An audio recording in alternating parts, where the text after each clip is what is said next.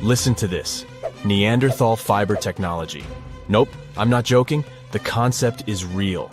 In 2020, a team of scientists published a paper that redefined the way we saw our closest ancestors. A find in France changed archaeology forever, and it wasn't the first time something like this had happened. But let me start from the beginning. Neanderthals. For a long time, they fit the image of the typical cavemen. If you are now thinking of someone like Fred Flintstone, you wouldn't be much wrong. What was the reason behind this stereotype? When did we start believing that Neanderthals were not the brightest tools in the shed of evolution? In comes William King, a 19th century British geologist. He was the man who named the Neanderthals. Based on the bones King found, the scientist declared the species not intelligent, and this image stuck with the Neanderthals for centuries to come. But a piece of string, just a quarter of an inch long, changed everything. A small, dry river valley, Abri du Maras, was the place of the great find. Archaeologists unearthed a cord fragment next to a stone tool. Such twisted fibers could have been used for everything from making clothes to fishing nets. In prehistory, this was some advanced tech, and the Neanderthals seemed to have mastered it. Scientists already knew that these early humans made tar from birch bark, and that they produced shell beads. There's even evidence of Neanderthal art. They were definitely not primitive. The string section and similar finds are changing the way we perceive our ancestors. The world of archaeology is constantly changing. Take the pyramids in Egypt, for example. Turns out, they weren't really built by an army of people who the pharaoh made work until they passed out. Herodotus, the famous Greek historian, was the man who started the confusion. He claimed, in 500 BCE, that 100,000 men took part in the construction of the Great Pyramid in Giza. He made no mention of who they were and why they were building the pyramids. That's how the myth started. Huge stone slabs pulled by humans, driven by a foreman with a whip. But Egyptologists would beg to differ. Those are the scientists who study ancient Egypt's culture. Fairly recently, they uncovered a workers' village that told a different tale. Yes, there was evidence of hard work on the workers' bones, but the construction industry is demanding even today. It took almost 6 years for 12,000 workers to complete the world's tallest building, Burj Khalifa. Back in Egypt, 3 times more workers finished the Great Pyramid in around 2 decades. An impressive feat of ancient engineering, wouldn't you agree? Superiors looked well after the Egyptians who built the pyramids. Their diet was rich in protein. They had medical care and they got paid properly. In fact, they lived better than the non-working population. And they lived with their families near the construction site. Archaeologists know all this because they unearthed bakeries and dormitories with bread jars and other goodies. Looks like the pharaohs were okay employers after all, and the job market wasn't that terrible. They also kept detailed papyrus records of the build and hieroglyphs. You and I wouldn't stand a chance of reading these letters that resemble images. Egyptologists had the same problem. For over a millennium, no one had used this type of font. And it's not like there was an English ancient Egyptian dictionary you could open and find meanings of words. But all this changed in 1822. A couple of decades before, the French found a broken slab of black granite. The stone contained one text in 3 scripts: Ancient Greek, Egyptian hieroglyphs, and Demotic. The last one was also the Egyptian language, but in a simplified script. Scientists dated it back to 196 BCE. The content is a religious proclamation. A French philologist and Orientalist, Jean-François Champollion, was the first one to crack the code. You see, people haven't forgotten ancient Greek letters. The Frenchman successfully matched the Greek letters with the ones in the Egyptian script. And voila, we were finally able to read hieroglyphs. The name of the piece of granite that made it all possible was the Rosetta Stone. The importance of its discovery went beyond archaeology. The word Rosetta Stone even entered the English dictionary. It represents a discovery that helps people understand an enigma that has been puzzling them for a long time. There are similar games. A symbol is attached to a particular message. Then you have to decode the message by replacing the symbol with a corresponding letter. In a nutshell, this is what scientists did with the Rosetta Stone more than 2 centuries ago.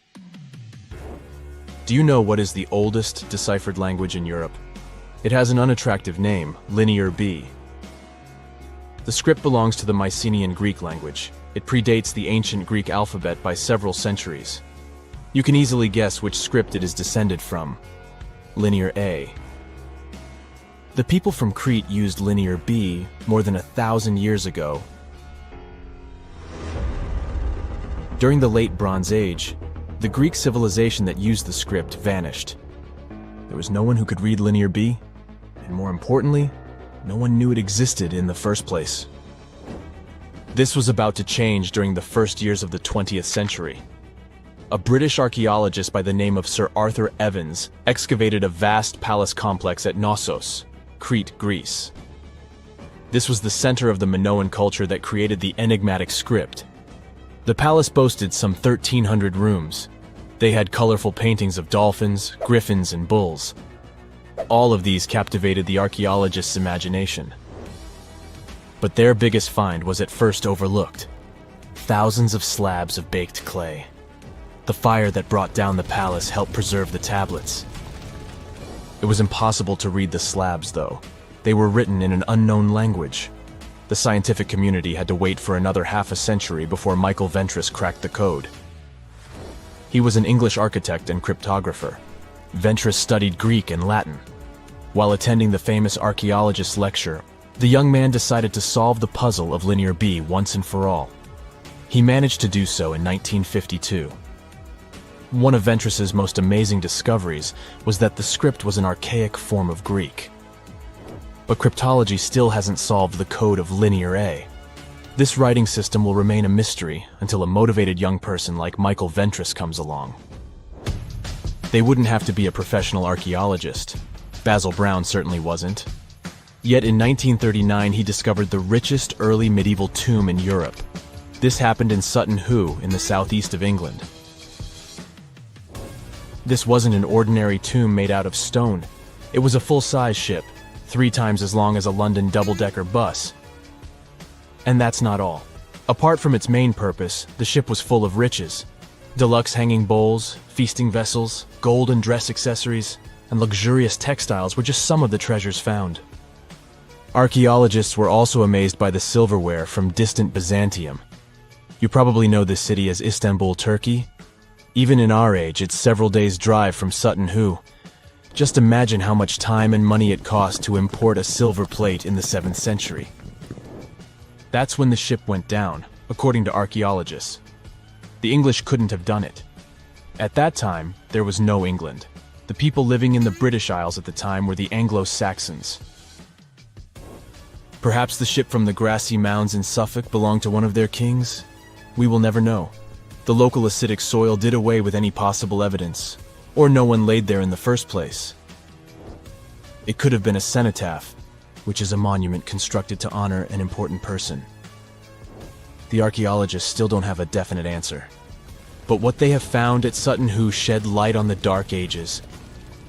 Before the discovery of the ship, they knew little about what had been going on in Britain after the Romans left. Now, the image of the early Anglo-Saxon society was much clearer. Perhaps the English soil will be the site of the next great breakthrough in archaeology. We're in the Caribbean, and these are the Taino people. Scientists have long believed that they were the first inhabitants of the Greater Antilles, and those people were roaming the Isles long before Columbus discovered this place. However, a recent discovery showed that there were some other peoples living there. These guys are called the Archaic people, and they are now known for being good at using stone tools. They've used a whole bunch of polished tools, such as hammers, axes, and whatsoever. We still haven't found out how they managed to invent and produce all those tools without special equipment. Scientists are now looking for a sort of necropolis, or a similar archaeological site, to find out more about these people. Another curious settlement was found a couple of years ago, not far away from Florida.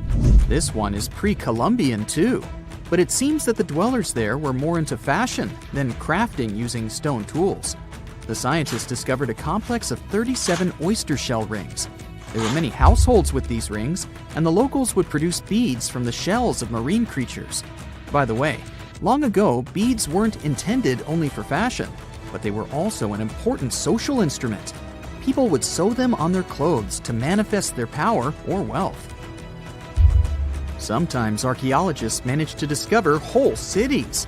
This is exactly what Eleni Korka, an archaeologist from Greece, did.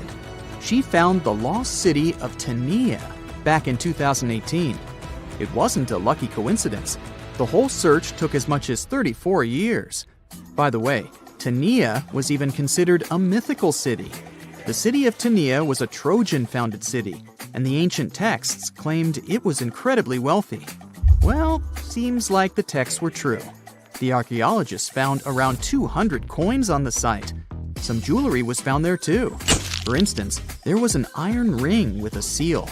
They also found a gold coin that was supposedly used to pay for a journey to the afterlife. Yeah, back then, people believed that it existed, and they needed to pay for a ticket to get there. The discovered clay, stones, and marble floors help us imagine what their dwellings looked like. And the archaeologists also found some vases there. One of the earliest examples of human-made art is located in the cave of Altamira in northern Spain. The paintings in a Paleolithic cave are so special because they're not monochrome, but have several colors combined. Still, these earliest masterpieces were hidden for a long time. They were only discovered in 1868, and today, this cave is a UNESCO World Heritage Site. Despite how old these paintings are, they're well preserved because they've been well isolated for all this time. Since the gallery was located deep in a cave, it was almost impossible for external climatic influences to ruin these prehistoric masterpieces. We're now in England, 2009. Meet Terry Herbert, a member of the Blockwitch Research and Metal Detecting Club. One day, he was casually inspecting plowed farmland in Staffordshire with a metal detector. I guess he must have wanted to find something special, but I bet he didn't expect to find what he actually stumbled upon. He discovered something that scientists later called the largest hoard of Anglo-Saxon gold and silver metalwork ever found. There's a list of items discovered, but if I start reading it to you, it's going to take me a really long time. To make a long story short, the archaeologists found 11 pounds of gold, 3 pounds of silver, and about 3,500 pieces of jewelry. No wonder this discovery is called the Staffordshire Hoard. The Birmingham Museum and the Art Gallery and Potteries Museum chipped in and bought the entire collection for over £3 million. Messages in a bottle are a famous cultural phenomenon we often see in movies, but it turns out this method of preserving letters is quite efficient. This is proven by the Dead Sea Scrolls. Back in the 1940s, Bedouin shepherds discovered 7 scrolls contained in clay jars in a cave. These scrolls were determined to be around 2,000 years old. But these manuscripts were only the beginning of a number of great discoveries. The Bedouins sold these manuscripts, but people continued finding more. The last discovery took place in 2021, and who knows, maybe there's more to find. Another piece of art recently found in a cave was a painted shell. This fossil was discovered in northern Italy, and scientists believe such fossils were collected by Neanderthals. This find is curious for a reason. Neanderthals are believed to have been quite primitive, but this shell proves the opposite.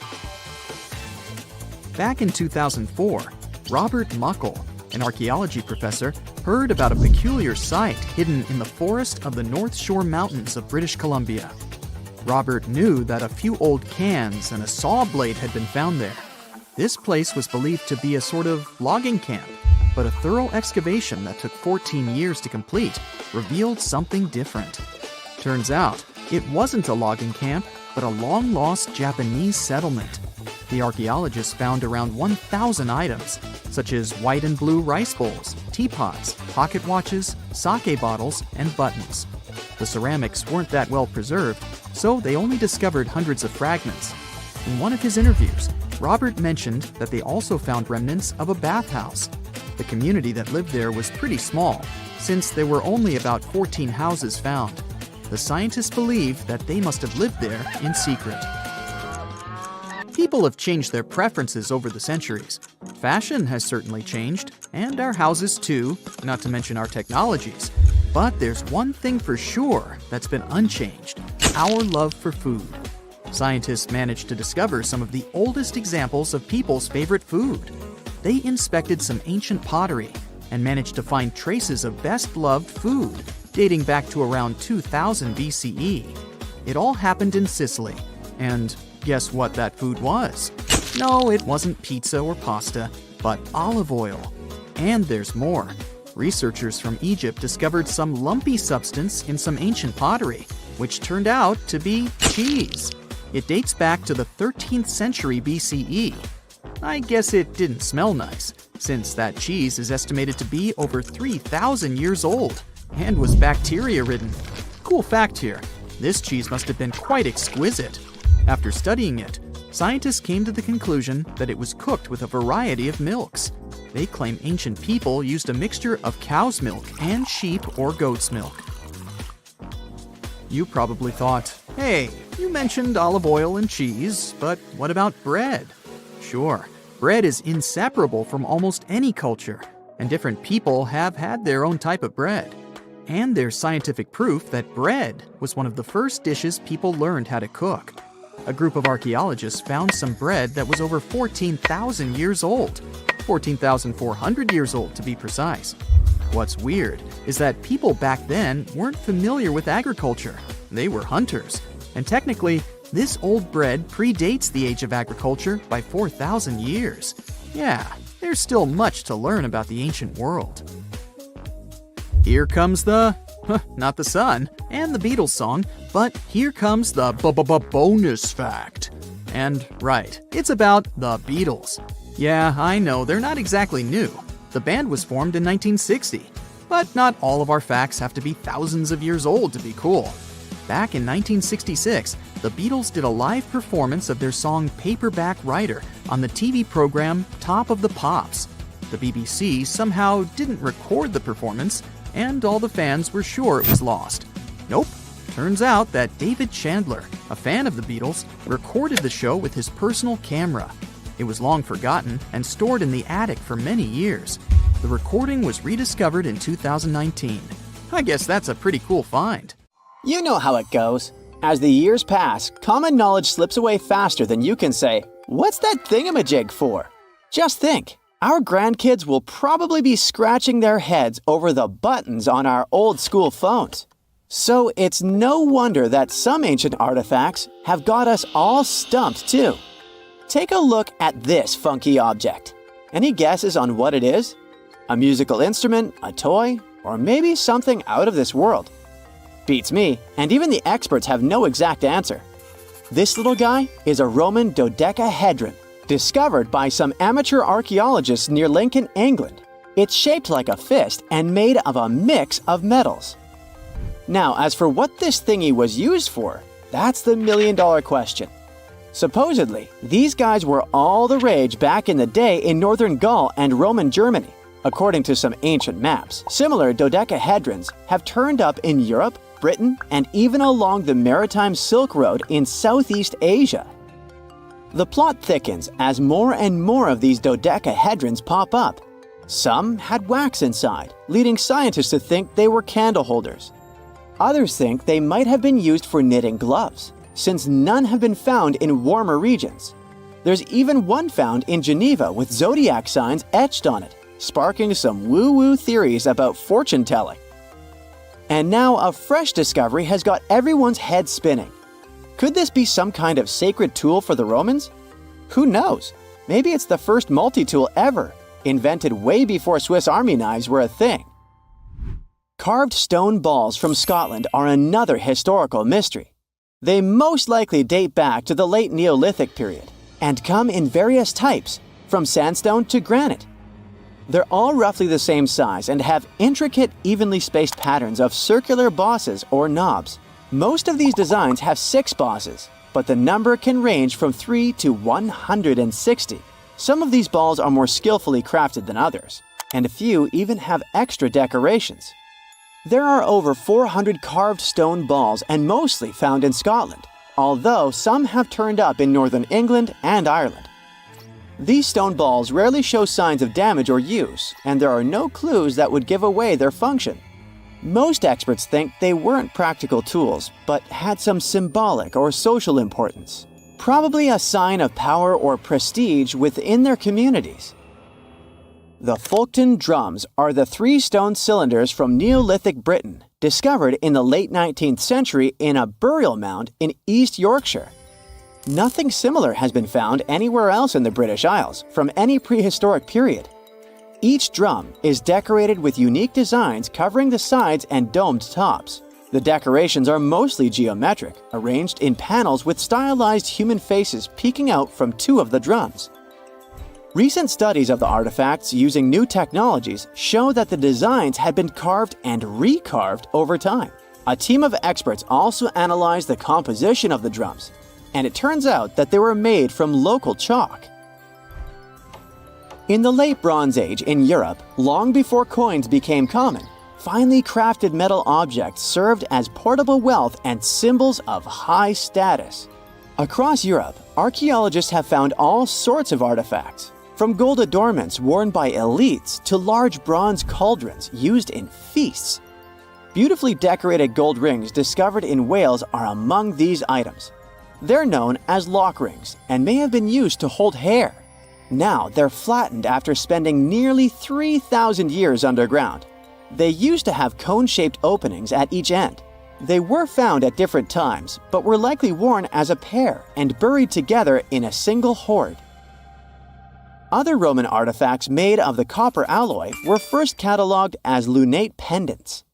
But during a recent re-examination, experts found that these items were actually small mortar and pestle sets, known as cosmetic grinders. They were used to grind minerals for makeup and were specifically designed for applying liner and shadows to the eyes. They were mistaken for pendants because of suspension loops that allowed them to be carried on a cord. These cosmetic sets from the 1st century of the current era were unique to Britain. They prove the influence of imported cosmetics and beauty trends from the Mediterranean and Roman provinces, including Egypt. The Salzburg Cube, also known as the Wolf's Egg Iron, was discovered in the late 19th century in Austria. It doesn't really look like a cube, but is more like a rounded object with 2 flat sides. Down the middle, it has a groove, and the surface is covered with pits and craters.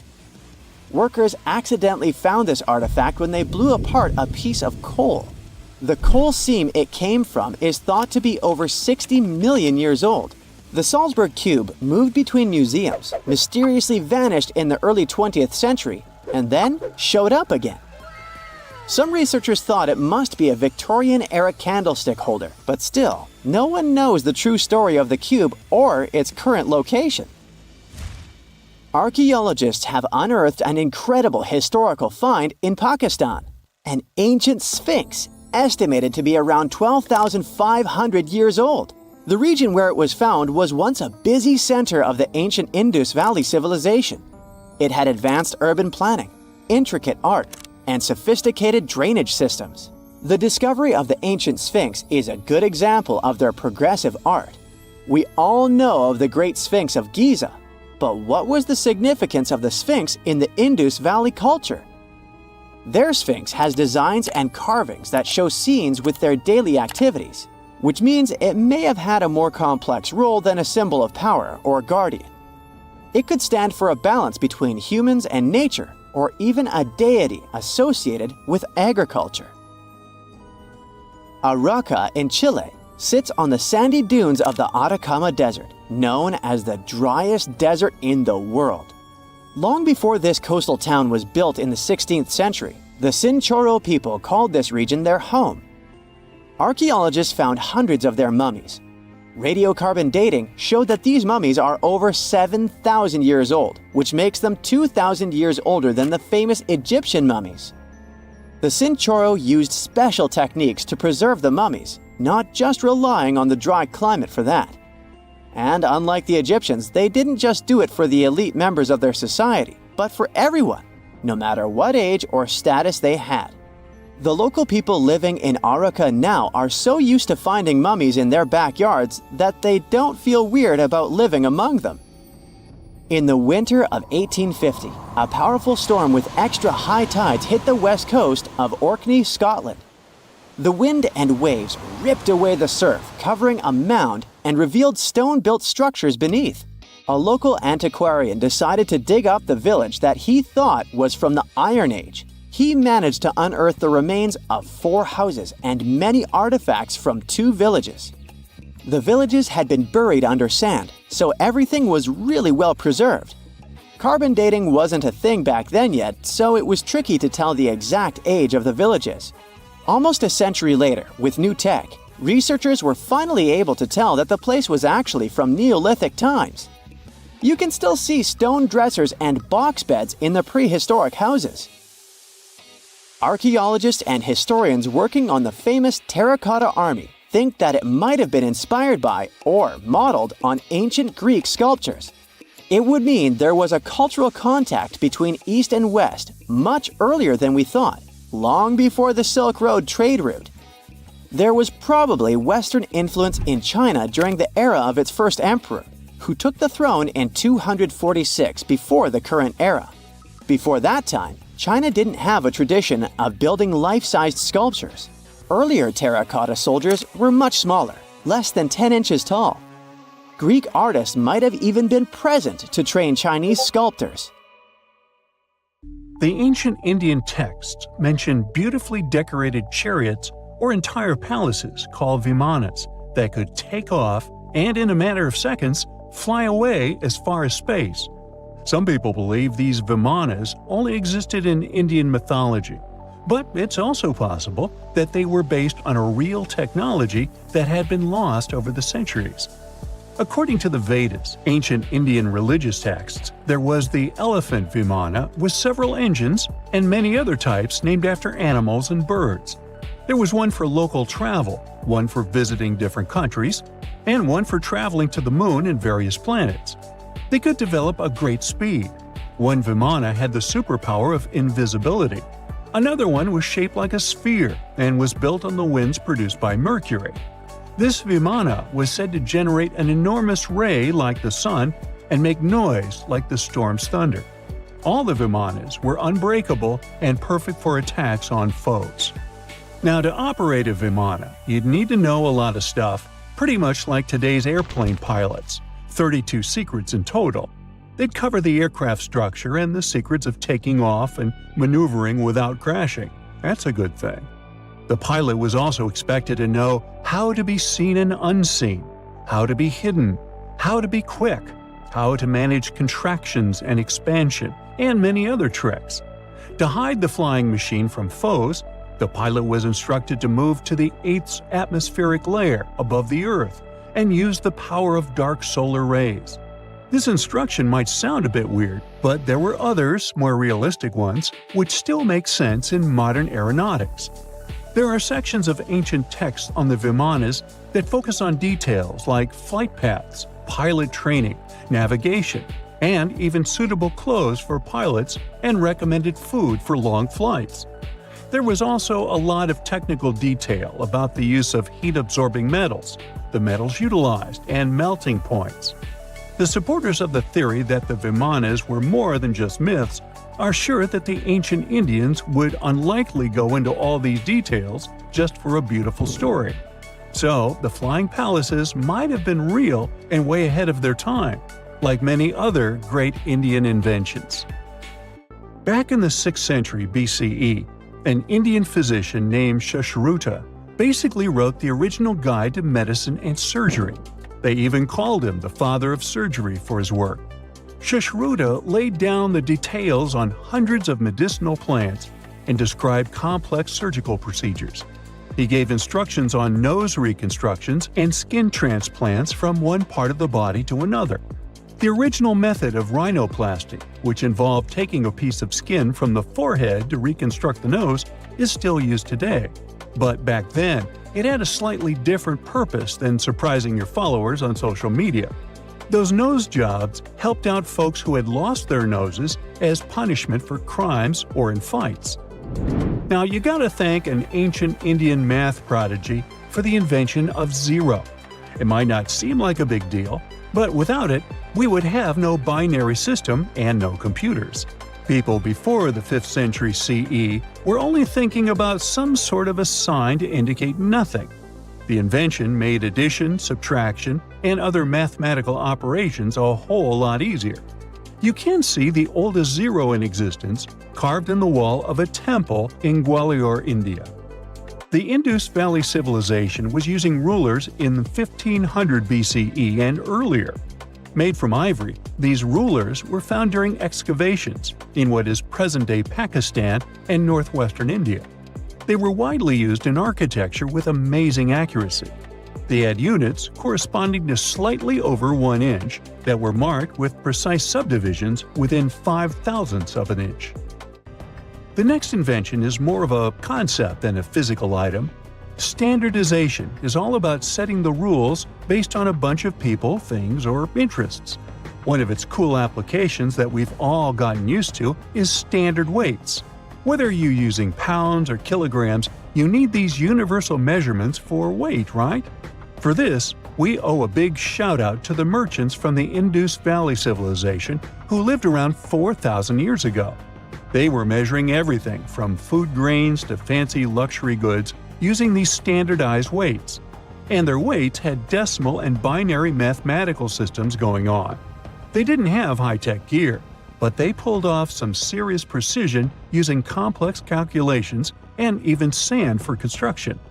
Their art of standardization made its way to Persia and Central Asia, basically becoming the global weight-watching standard. So if yoga is your go-to exercise, you definitely have a personal reason to appreciate the ancient Indian geniuses.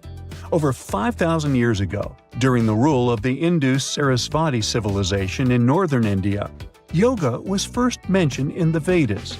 Yoga was refined and shaped over the centuries until it grew into a massive teaching with over 200 sacred writings dedicated to this way of obtaining enlightenment. At the beginning of the current era, yoga got a new trajectory thanks to a Hindu writer who laid down a system of yoga in his text, the Yoga Sutras. It became a whole-body rejuvenation, a life-extending practice with poses that you are still doing on the mat today. Yoga has reached the Western world only in the 19th century, and it caught on like wildfire. Chess, the all-time top game for intellectuals, is also an Indian invention. Its ancestor was called Chaturanga, and it was a strategic board game that started gaining popularity around 3,000 years before the current era. This early Indian version of chess was played by 4 people, not 2, and had 64 squares. Each player had 8 pieces, ranging from pawns to kings, bishops to knights, and there was no standard 6-faced dice. They rolled with an oblong one. Players facing off were actually allies, forming 2 teams based on the direction they sat. Chess, that we know and love today, was first mentioned in ancient Indian literature in a legend. It said that the wife of a villain called Ravana had invented the game to amuse him. Now, the word shampoo comes from the Hindi word, which means to soothe or knead. The substance was invented in India in 1762 and was originally used for head massages, hence the name. The first shampoo was made of natural oils and herbs. British traders fell in love with the idea and brought it back with them to England. It took years for the original head massage oil to evolve into shampoo as we know it today, but it's still an Indian invention. Unlike the ancient Greeks, who wore animal skins, the Indians started cultivating cotton back in the 5th and 4th centuries before the current era. They used cotton threads to produce fabrics that soon became a huge hit in the Mediterranean and beyond. Jute and wool also have their origins in India. Cashmere, the finest and most exclusive type of wool, actually comes from the Kashmir region of India. Buttons that sit proudly on that cashmere cardigan of yours also have ancient Indian origins. Some 5,000 years ago, the Indus Valley civilization started cutting seashells into geometric shapes with tiny holes in them. First, they were just decorations, but then people started using them to fasten clothes. Now, when you think about radio communication pioneers, Marconi's name usually steals the spotlight. He got a Nobel Prize in Physics in 1909 for his groundbreaking radio work. But there's an unsung hero in the radio waves game, and his name is Sir Jagdish Chandra Bose. He spilled the beans on radio communication way back in 1895. He shot an electromagnetic wave across 75 feet at the town hall in Calcutta, and it went through walls, rang a bell, and even set off some gunpowder. Marconi took a page from Bose's book, using his invention, the Mercury Coherer, as a blueprint for his own two-way radio. Bose didn't patent his genius creation, so he only got his credit a century later. Phantasmagory is said to be the first animated film ever. It was made in 1908, and it's one of the earliest examples of hand-drawn animation. But did you know that ancient people entertained children with cartoons about 2.6 million years ago? A new study reveals that ancient people were the ones who first made pictures look animated. How? They carved pictures of animals on stones and placed them around fires. When the light starts bouncing around, those ancient animals just can't help but shake it and shimmy.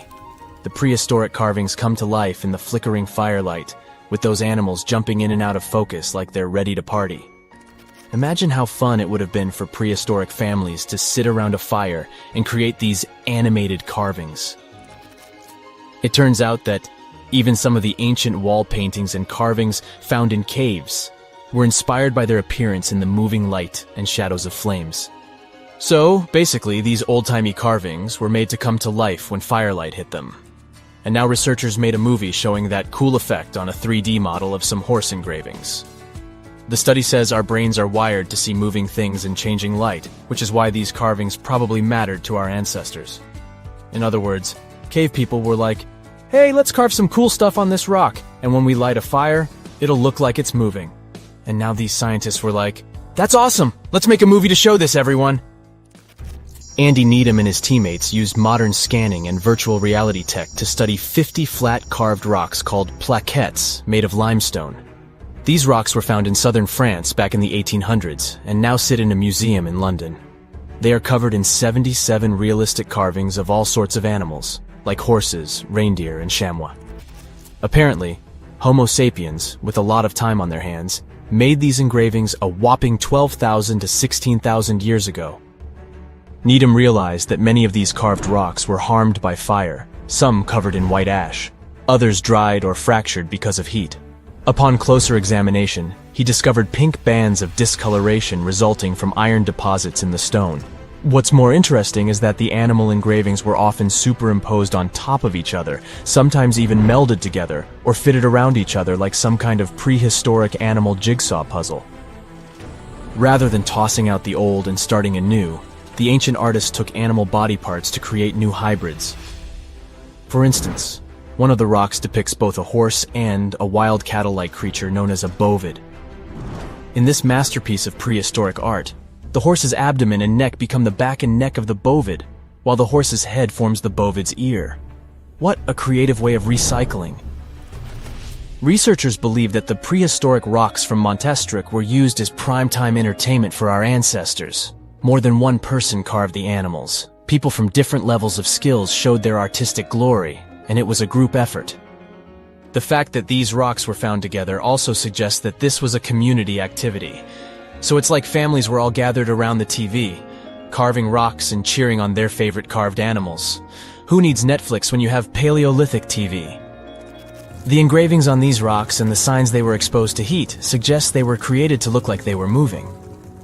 Sometimes you see different animals in different poses, so one would come to life, and then another, and then a different one. It's like a Stone Age version of Disney.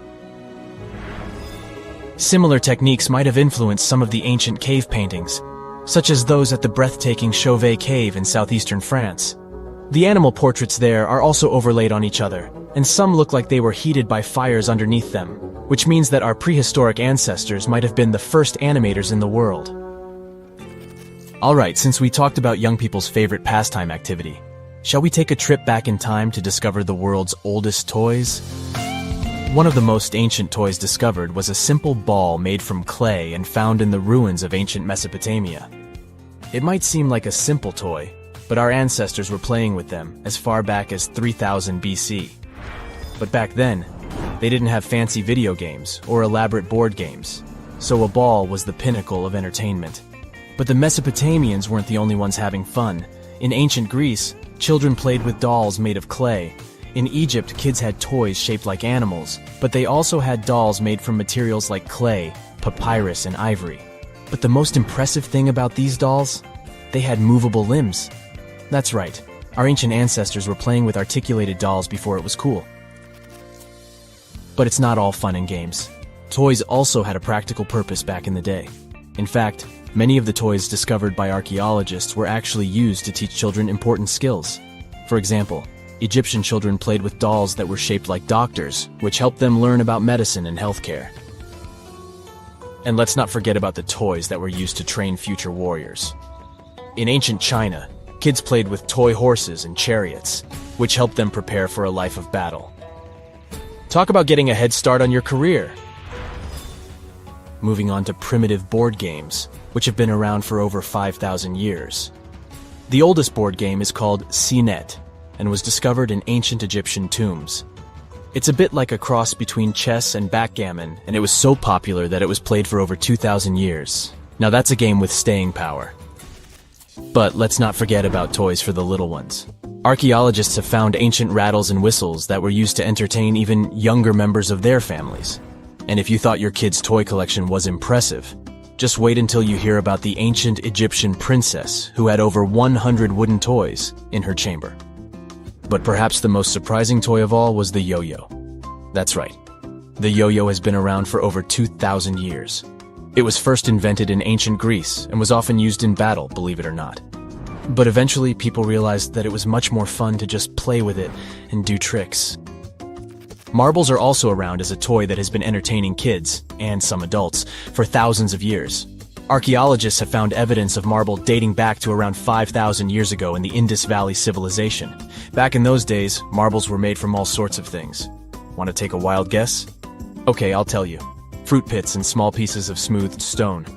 That's right, those ancient kids were getting creative with their playthings. Some artisans even went the extra mile and crafted marbles from clay. Let's head back to ancient Egyptians and their adorable miniature boats made from ivory, wood, and clay. These miniatures may be acknowledged as toys, but they were also meant to represent crossing over to the other side. Viking kids had similar types of items too. A wooden toy boat over 1,000 years old was found on a farmstead near the coast of Norway.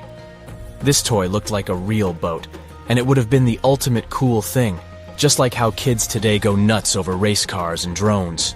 You can imagine little ones back then showing off their toy boats to their friends. Many of these toys are still pretty fun to play with today. There are many others left aside, like toy soldiers and spinning tops. Do you want to know more about ancient toys or gadgets from the early days of cinema? It's 1898, and you're taking part in excavations in Saqqara. This place, not far away from Cairo, is full of ancient tombs and pyramids.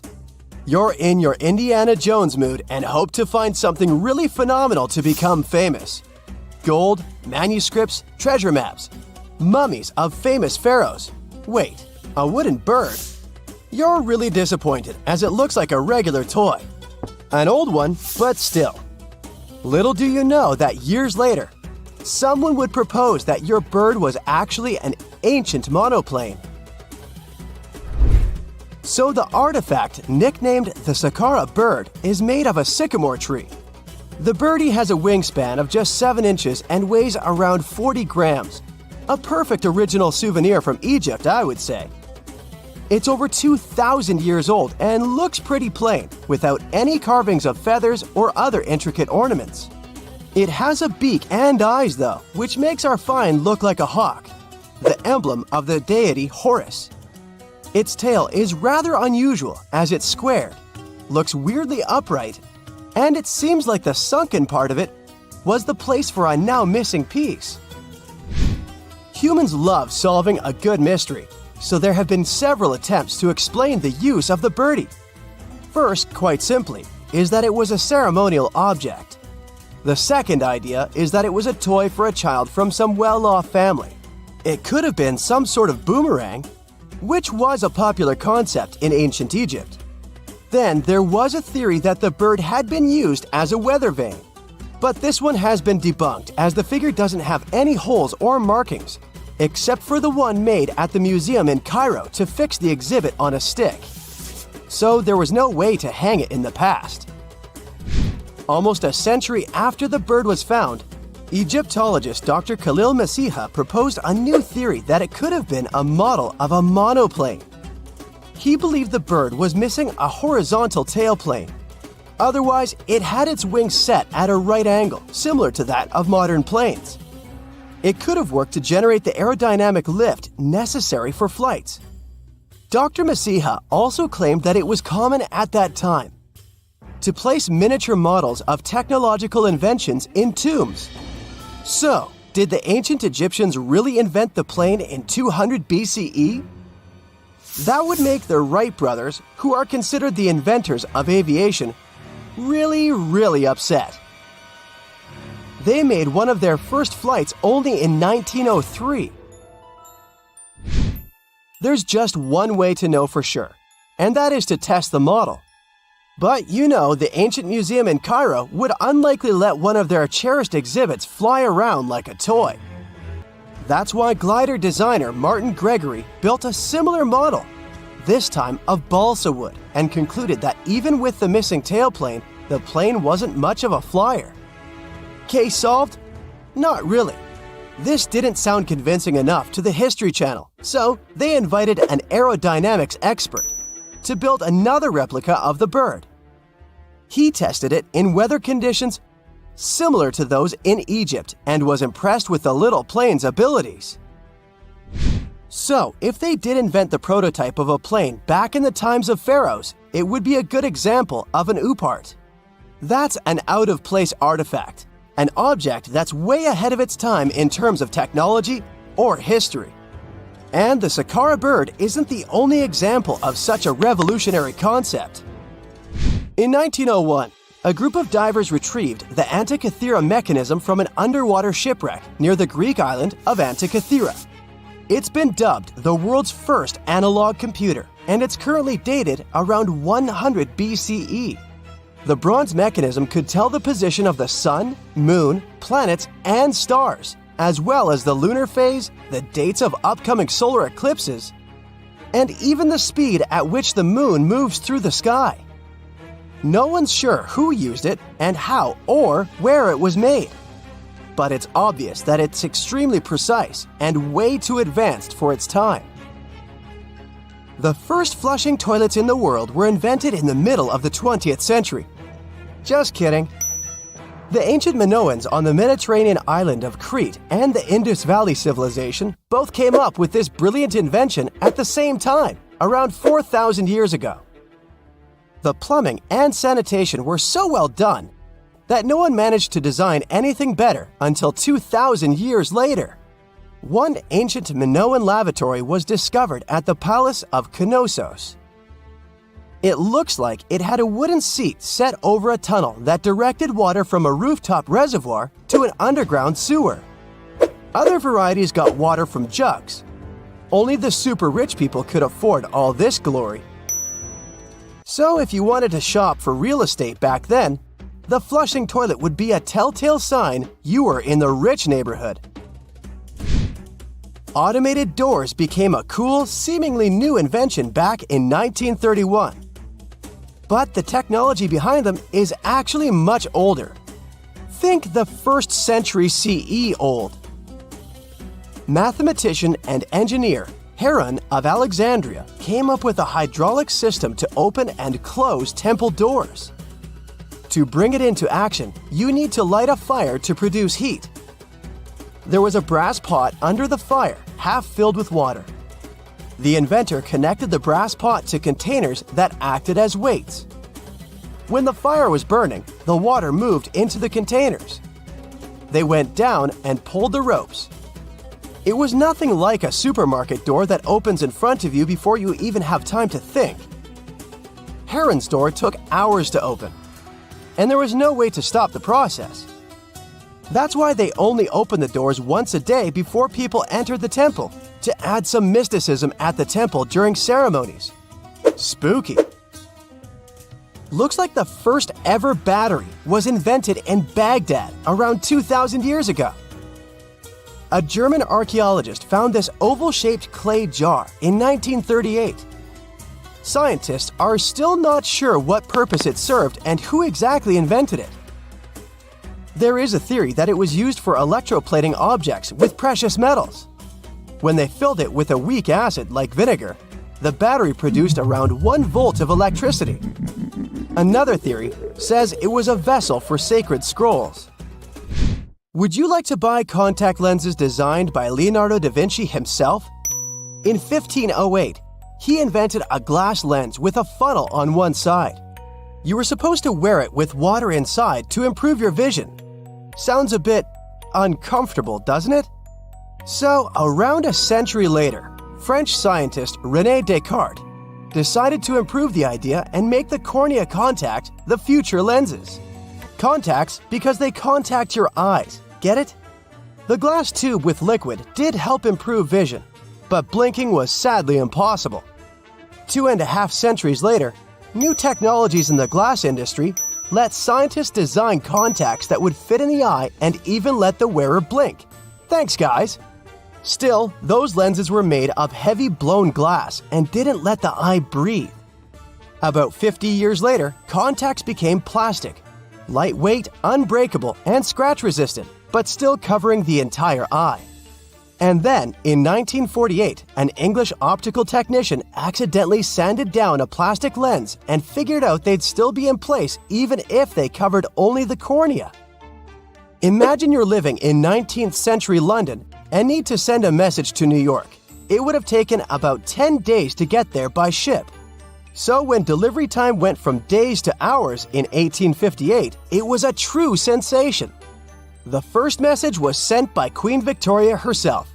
It was all made possible thanks to the transatlantic telegraph cable, running under the ocean. Sadly, the new cool invention only lasted a few weeks. It took years to bring it back to life. We know that the ancient Egyptians were talented enough to build something as grand as the pyramids, but were they also smart enough to measure the speed of light? There's a theory circulating online that says exactly that. If you look at these two numbers, you'll see that they match completely. The first one is the speed of light in a vacuum measured in meters, and the second one is the latitude of the Great Pyramid of Giza. So, was it done on purpose, or is it just a coincidence? Well, happily, we can tell you that it's actually just a coincidence, not another conspiracy thingy. The Great Pyramid is just one of the many places in the world that share the same latitude. And more importantly, even if the ancient Egyptians had somehow measured the speed of light and chosen to keep it a secret from the rest of the world, they wouldn't have used meters to put it down. Meters were only defined at the end of the 18th century. The builders of the pyramids used a different unit of measure called cubits. 1 cubit is equal to 1.5 feet. Cubit was based on the length of the arm from the elbow to the tip of the middle finger, and it became popular in the ancient world. So if they wanted to impress the rest of the world and set the pyramids at a point that matched the speed of light in cubits, they would have to build their iconic constructions somewhere in Europe. And then the Danish astronomer who first measured the speed of light in 1676 would have been really upset to know that someone had done it centuries before him. So although they were ahead of their time in many aspects, the ancient Egyptians never measured the speed of light or used longitude and latitude to map their locations. The base of the Great Pyramid of Giza might seem like a perfect square, but it's actually an 8-sided structure, not 4-sided. Each of its 4 sides has a subtle concave indentation that splits it evenly from base to tip. The official version is that a British pilot was the first to notice it in 1940 while flying over the pyramid. He took a photograph that showed shadows highlighting these indentations. Some people think these lines are only visible from above and can best be seen at dawn and dusk during the spring and autumn equinoxes. This has led to a freaky theory that the ancient Egyptians might have designed the pyramids to communicate with something looking at them from above. Now, the Great Pyramid is one of only 3 pyramids that used to have a swivel door. It weighed around 20 tons, but they could still easily open it from the inside. Its precise fit made it nearly invisible from the outside, with no visible latch or handle. There were only slight variations in the exterior stone that gave out an opening. The other 2 pyramids with similar doors belonged to Khufu's father and grandfather. The Great Pyramid also has a hidden void at least 100 feet long that was only found in 2017. We still don't know what lies within the space, what purpose it served, or if it is the only space of its kind. Researchers used the same tech to see through cathedral walls, Mayan pyramids, and even volcanoes. It depends on a natural shower of subatomic particles called muons. They pass more easily through empty space than through solid materials. So if they arrange multiple muon detectors around a structure, scientists can map out its solid and empty areas. A team of scientists placed muon detectors inside the Great Pyramid and allowed them to gather data for months. Scientists have analyzed samples of the mortar used to build the pyramids many times. Although we know its composition, modern technology still can't replicate it.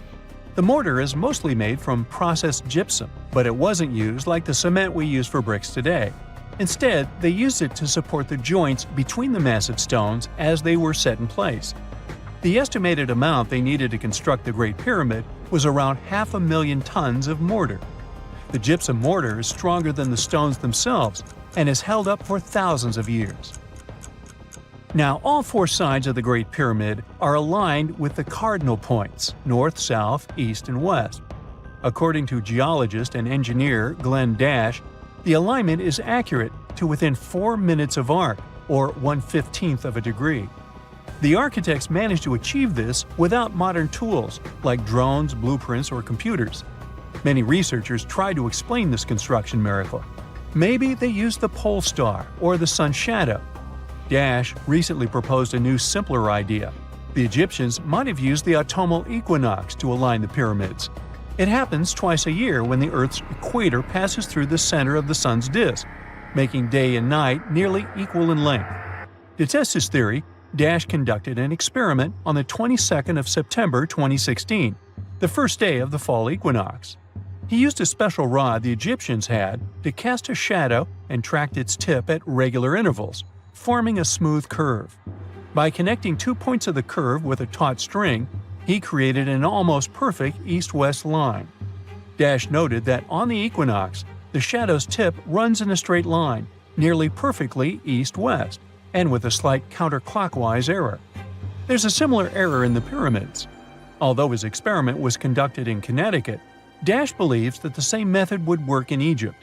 All the ancient Egyptians needed was a clear, sunny day.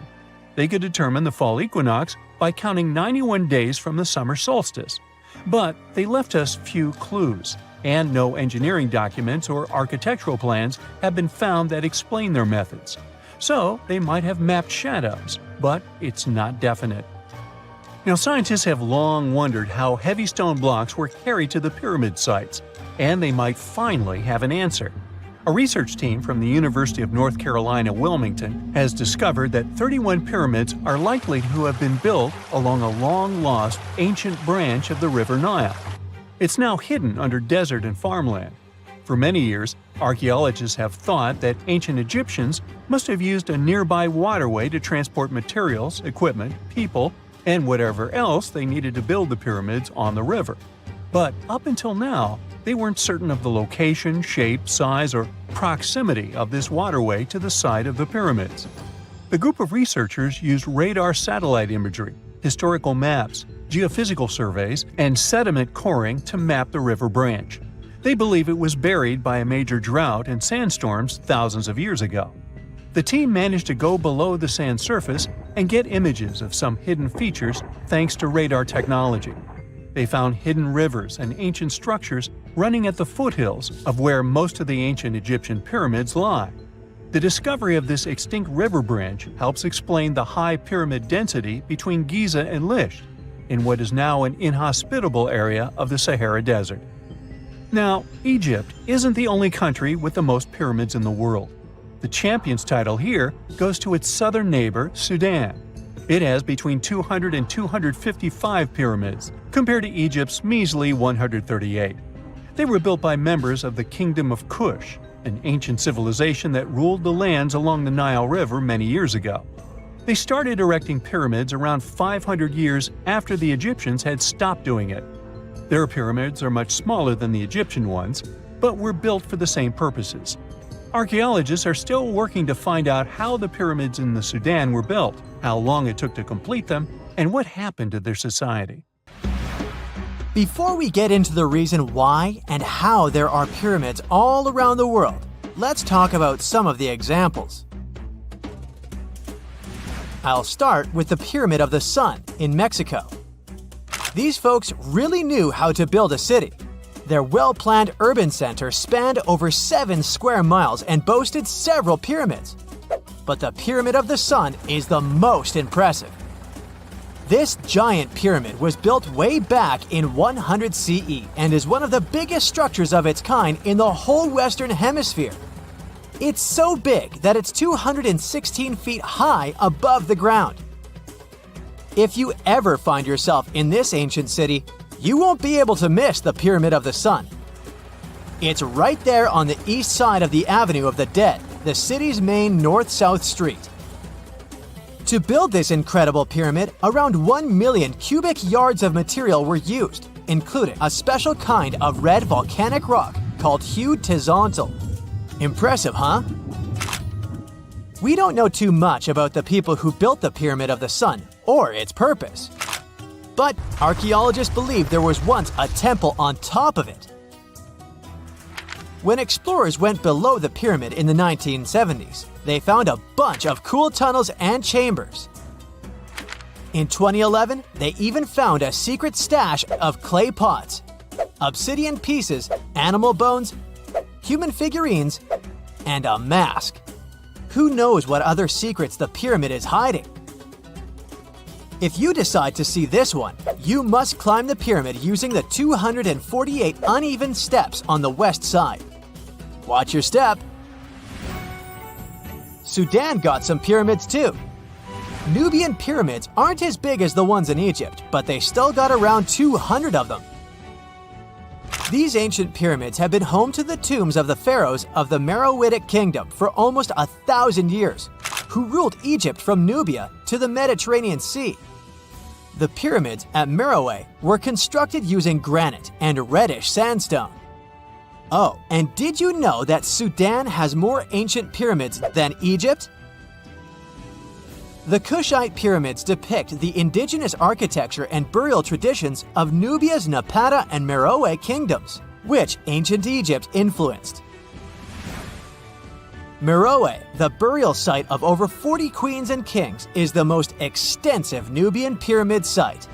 The tomb walls depict mummified royals bedecked in jewelry, their wooden caskets containing bows, quivers of arrows, and other artifacts pointing to the Meroitic relationship and trade with Egyptian and Greek civilizations. So if you're looking for some ancient tombs to explore, you may consider skipping the crowds in Egypt and heading on down to Sudan. Let's fly to Iraq to see some more pyramids.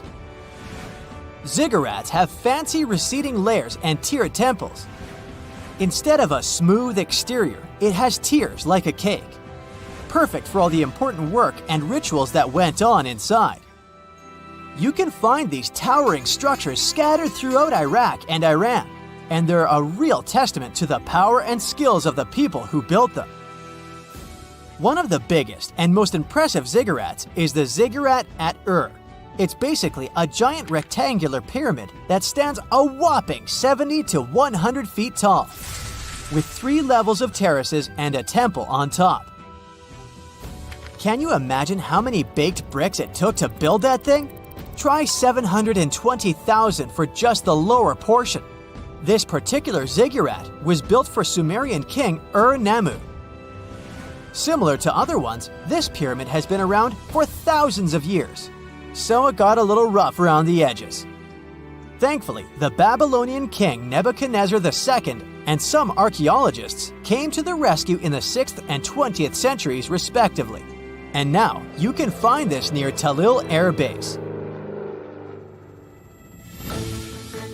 The ziggurat at Ur was built in 2100 BCE by King Ur-Nammu for the moon deity Nana. It was the tallest building in the city, and you could see it from miles around. It was like the medieval cathedral spire of its day. People would come here to bring their agricultural surplus and get their food allotments and seek spiritual nourishment. Sadly, the Nana temple at the top of the ziggurat didn't survive, but we do have some blue glazed bricks that may have been part of its decoration. The lower parts of the ziggurat are pretty amazing though. The architects even included holes in the temple's baked exterior to let the water evaporate from its core. Since we explored some of the pyramids on our planet, let's take a broader perspective. They can be found in many parts of the world. Egypt has over 100 pyramids, double that number in Sudan, and dozens of others are scattered in the Middle East and China. The Americas have the most pyramids in total, with more pyramids than the rest of the world combined. These pyramids are located in Mexico, Guatemala, Honduras, and El Salvador. Time to know more about the evolution of pyramids through history. The oldest pyramid is in Egypt. This pyramid was a step pyramid, which was created by placing one layer of stone on top of another. The pharaoh Sneferu is credited with creating the pyramid shape we recognize today. During his 45-year reign, he built 3 pyramids. His first 2 attempts failed, but he finally got it right with the Red Pyramid, which is considered the first true pyramid. It was Sneferu's son, Khufu, who built the Great Pyramid of Giza, which was the tallest human-made structure on Earth for almost 4,000 years. Latin American pyramids are similar to early Egyptian step pyramids, but they were built independently, with no knowledge of each other. The pyramids in Sudan were built around 700 BCE and are tall but much narrower than those in Egypt. How in the world did all these civilizations build these things without even texting each other? After all, the Aztecs, Mayans, and ancient Egyptians were about as different as possible. But despite their cultural differences, they all seem to agree on one thing. Pyramids were pretty cool. Step pyramids are all around the world because they were the most feasible and stable way to build large and tall structures without access to lighter building materials like wood and metal.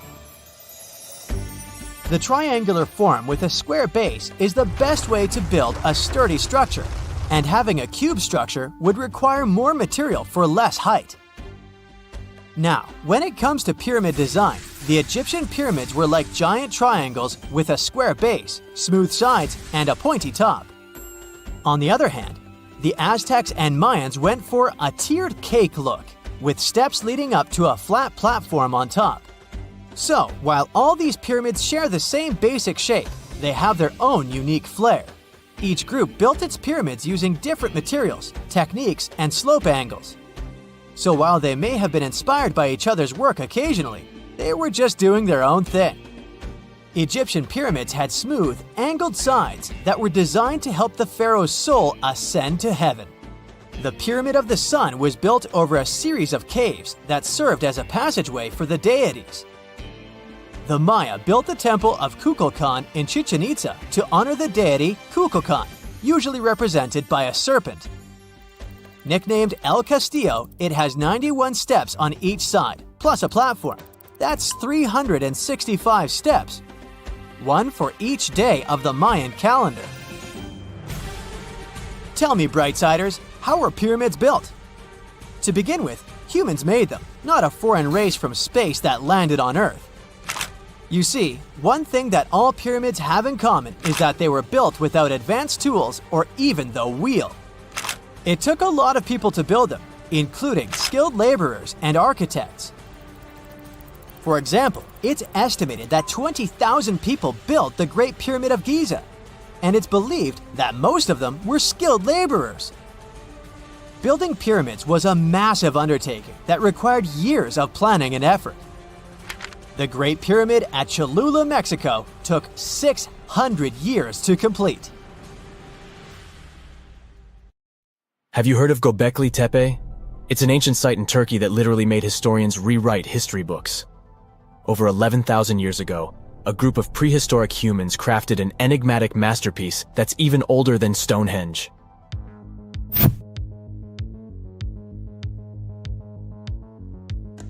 Before its discovery, archaeologists believed that people didn't know about iron and weren't good at making pottery. They were sure that settled life only emerged with the need for agriculture. But Göbekli Tepe changed this belief.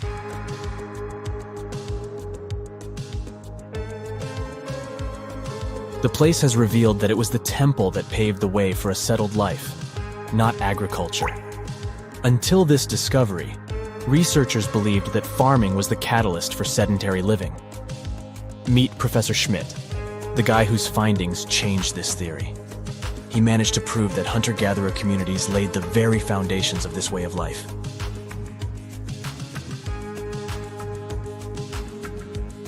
Back in the 1960s, other archaeologists visited the area, but they totally missed the mark. While surveying the region, they stumbled upon a hill with scattered limestone slabs and concluded it was just an old burial ground from medieval times. Little did they know that there was so much more to uncover.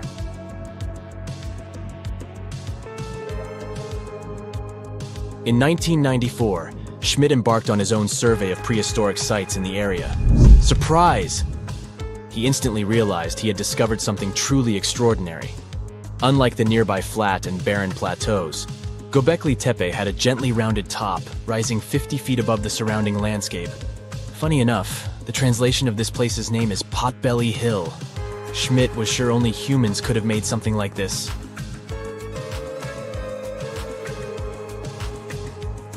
Those broken limestone pieces that were mistaken for gravestones turned out to be way more exciting.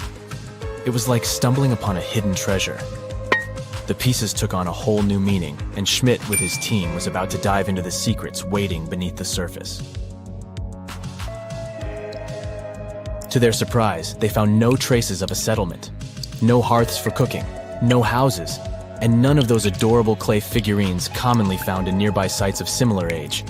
However, they uncovered that those ancient people used tools like stone hammers. So, Schmidt and his team put their heads together and took a wild guess at the age of Göbekli Tepe's stone structures. Their estimation got backed up by some limited carbon dating done right at the site. The ancient vibes of this place were finally starting to make sense. It was like a puzzle slowly coming together.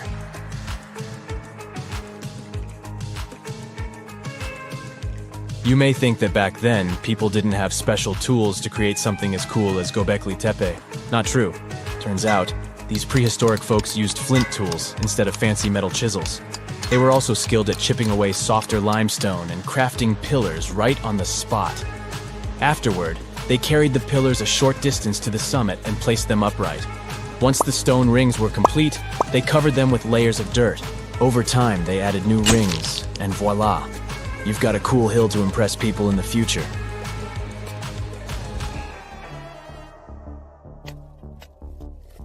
During their first year of excavation, the team went through 15,000 pieces of animal bones from wild creatures. These people didn't have pet animals or grow their own food. They hunted wild animals for their meals. But things were about to change, because the place had everything they needed to start farming. Scientists say they had wild sheep and wild grains that could be domesticated. And guess what? Just 20 miles away, geneticists found evidence of the world's oldest domesticated strains of wheat at a prehistoric village.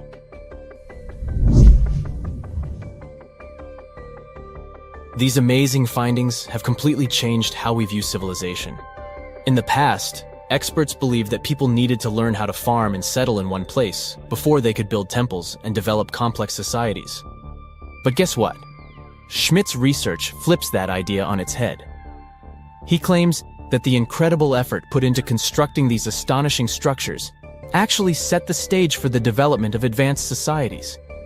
It means that societal and cultural changes happened before agriculture.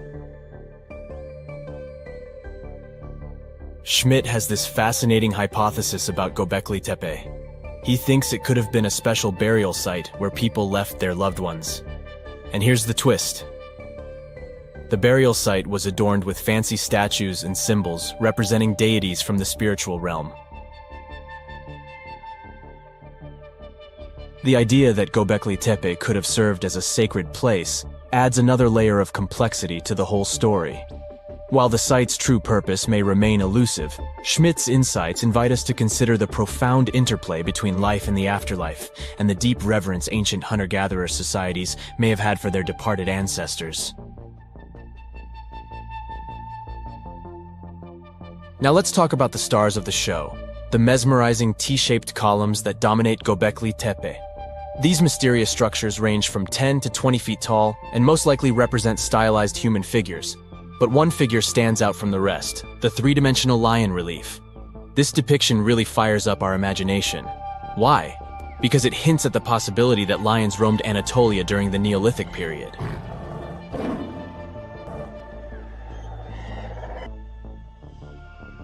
These standing stones are arranged in circles and placed in rectangular pits. Each circle has a similar setup. Two big T-shaped pillars in the center, surrounded by slightly smaller ones facing inward. Talk about a stylish arrangement. These towering pillars reach a whopping 16 feet and weigh between 7 and 10 tons. Some pillars are plain and simple, while others are like works of art with intricate carvings. Foxes, scorpions, and vultures come to life, crawling and twisting on the pillars' sides. But it's not just animals depicted on these stones. Some pillars have abstract shapes representing humans, and even small carvings of clothing items. Some of them even have belts. Now, there's one pillar that stands out from the rest like a rock star. This super old stone pillar suggests that a comet crashed into Earth. It happened during a chilly period that lasted about 1,000 years. Previous studies examining Greenland ice cores hinted at this comet theory, but now the carvings at Göbekli Tepe prove it right.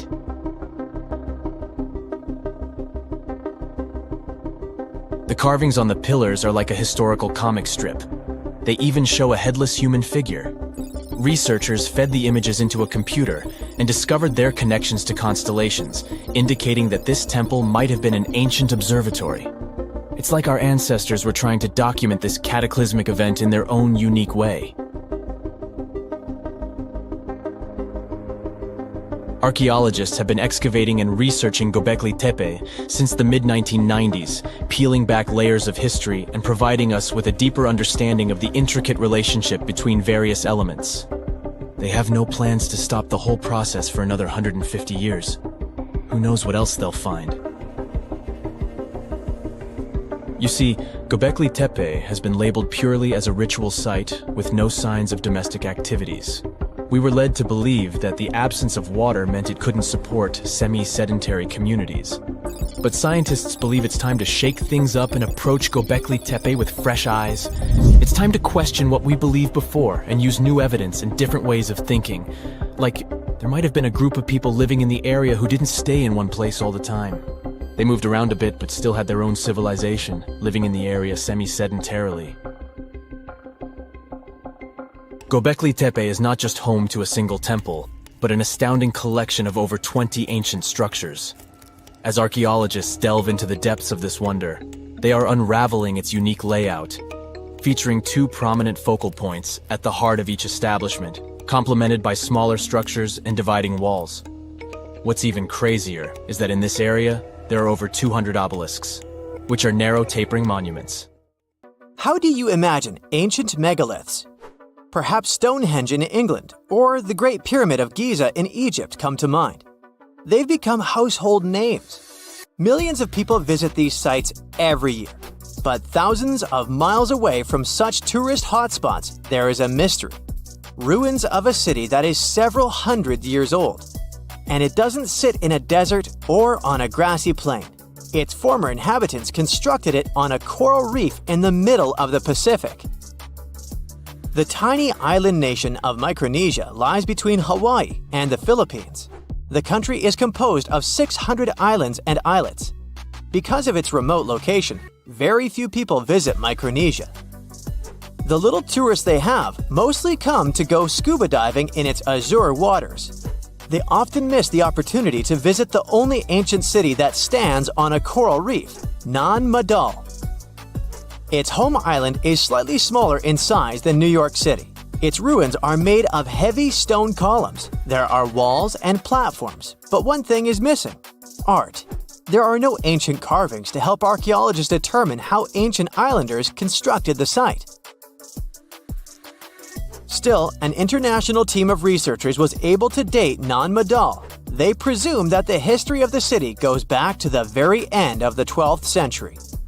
For reference, these were the High Middle Ages in Europe, right around the time Richard I became the first king of England. In the Caroline archipelago where the island sits, this was the time when a powerful dynasty reigned over the island nation. Its chiefs ruled for 1,000 years and unified the islanders. This enabled them to construct something as imposing as Nan Madol.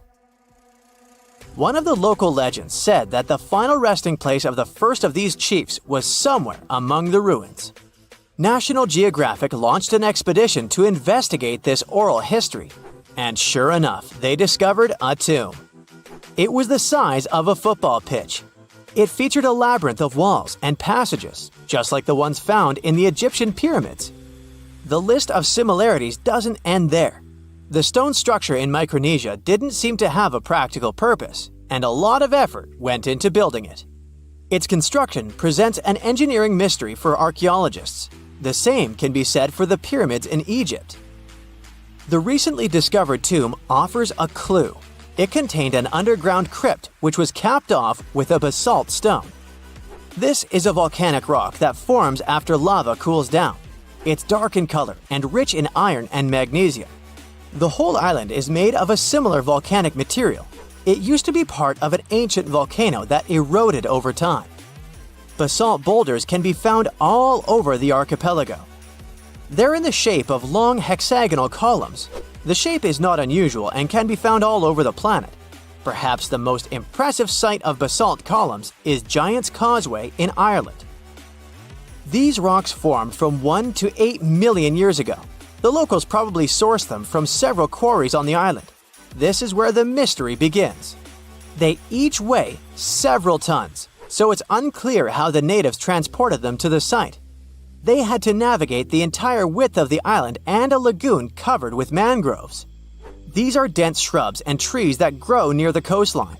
And the size of the site is impressive. It spans close to 190 acres of a shallow coral reef. That's 4 times the surface size of Grand Central Station. As you might know, the Great Barrier Reef off the northeastern coast of Australia is the largest coral reef system on the planet. But it's a completely natural formation. The coral reef that supports Nan Madol isn't. It's man-made. Stone structures there rest on around 100 artificial coral reefs. The tribes that used to live in the area constructed each and every one of them. They stand at a height of about 3 feet above the waterline. Archaeologists were amazed by the clever building technique. Ancient builders would paddle out at low tide and retrieve coral from the surrounding waters. The conditions for it to grow fast here were perfect. Then, they placed parts of the coral inside underwater frames of stone. Once the first level was filled in, they added another row of stones and repeated the process. This allowed the foundation to rise above the water level. These islets were crisscrossed with tidal canals. The site had 12 walls to protect it against the sea. Harbors today still have similar breakwaters. The general layout of Nan Madol earned it the nickname the Venice of the Pacific. The coral base was strong enough to support the weight of all those basalt columns. Some estimates reveal that all the stones used in the construction weighed 250 million tons. This makes sense when we look at the largest monoliths on the site. These are massive stones that can be both artificial and naturally occurring. An individual cornerstone from the city walls weighs close to 55 tons, and there are several of them stacked on top of each other. The wall they form is higher than a telephone pole. In 1995, the Discovery Channel did an experiment for a special on Nan Madol. They constructed bamboo rafts to test how the ancient builders moved stones around. They were a fraction of the width of the real monoliths, The raft sank almost immediately. The site's been sitting uninhabited for centuries now.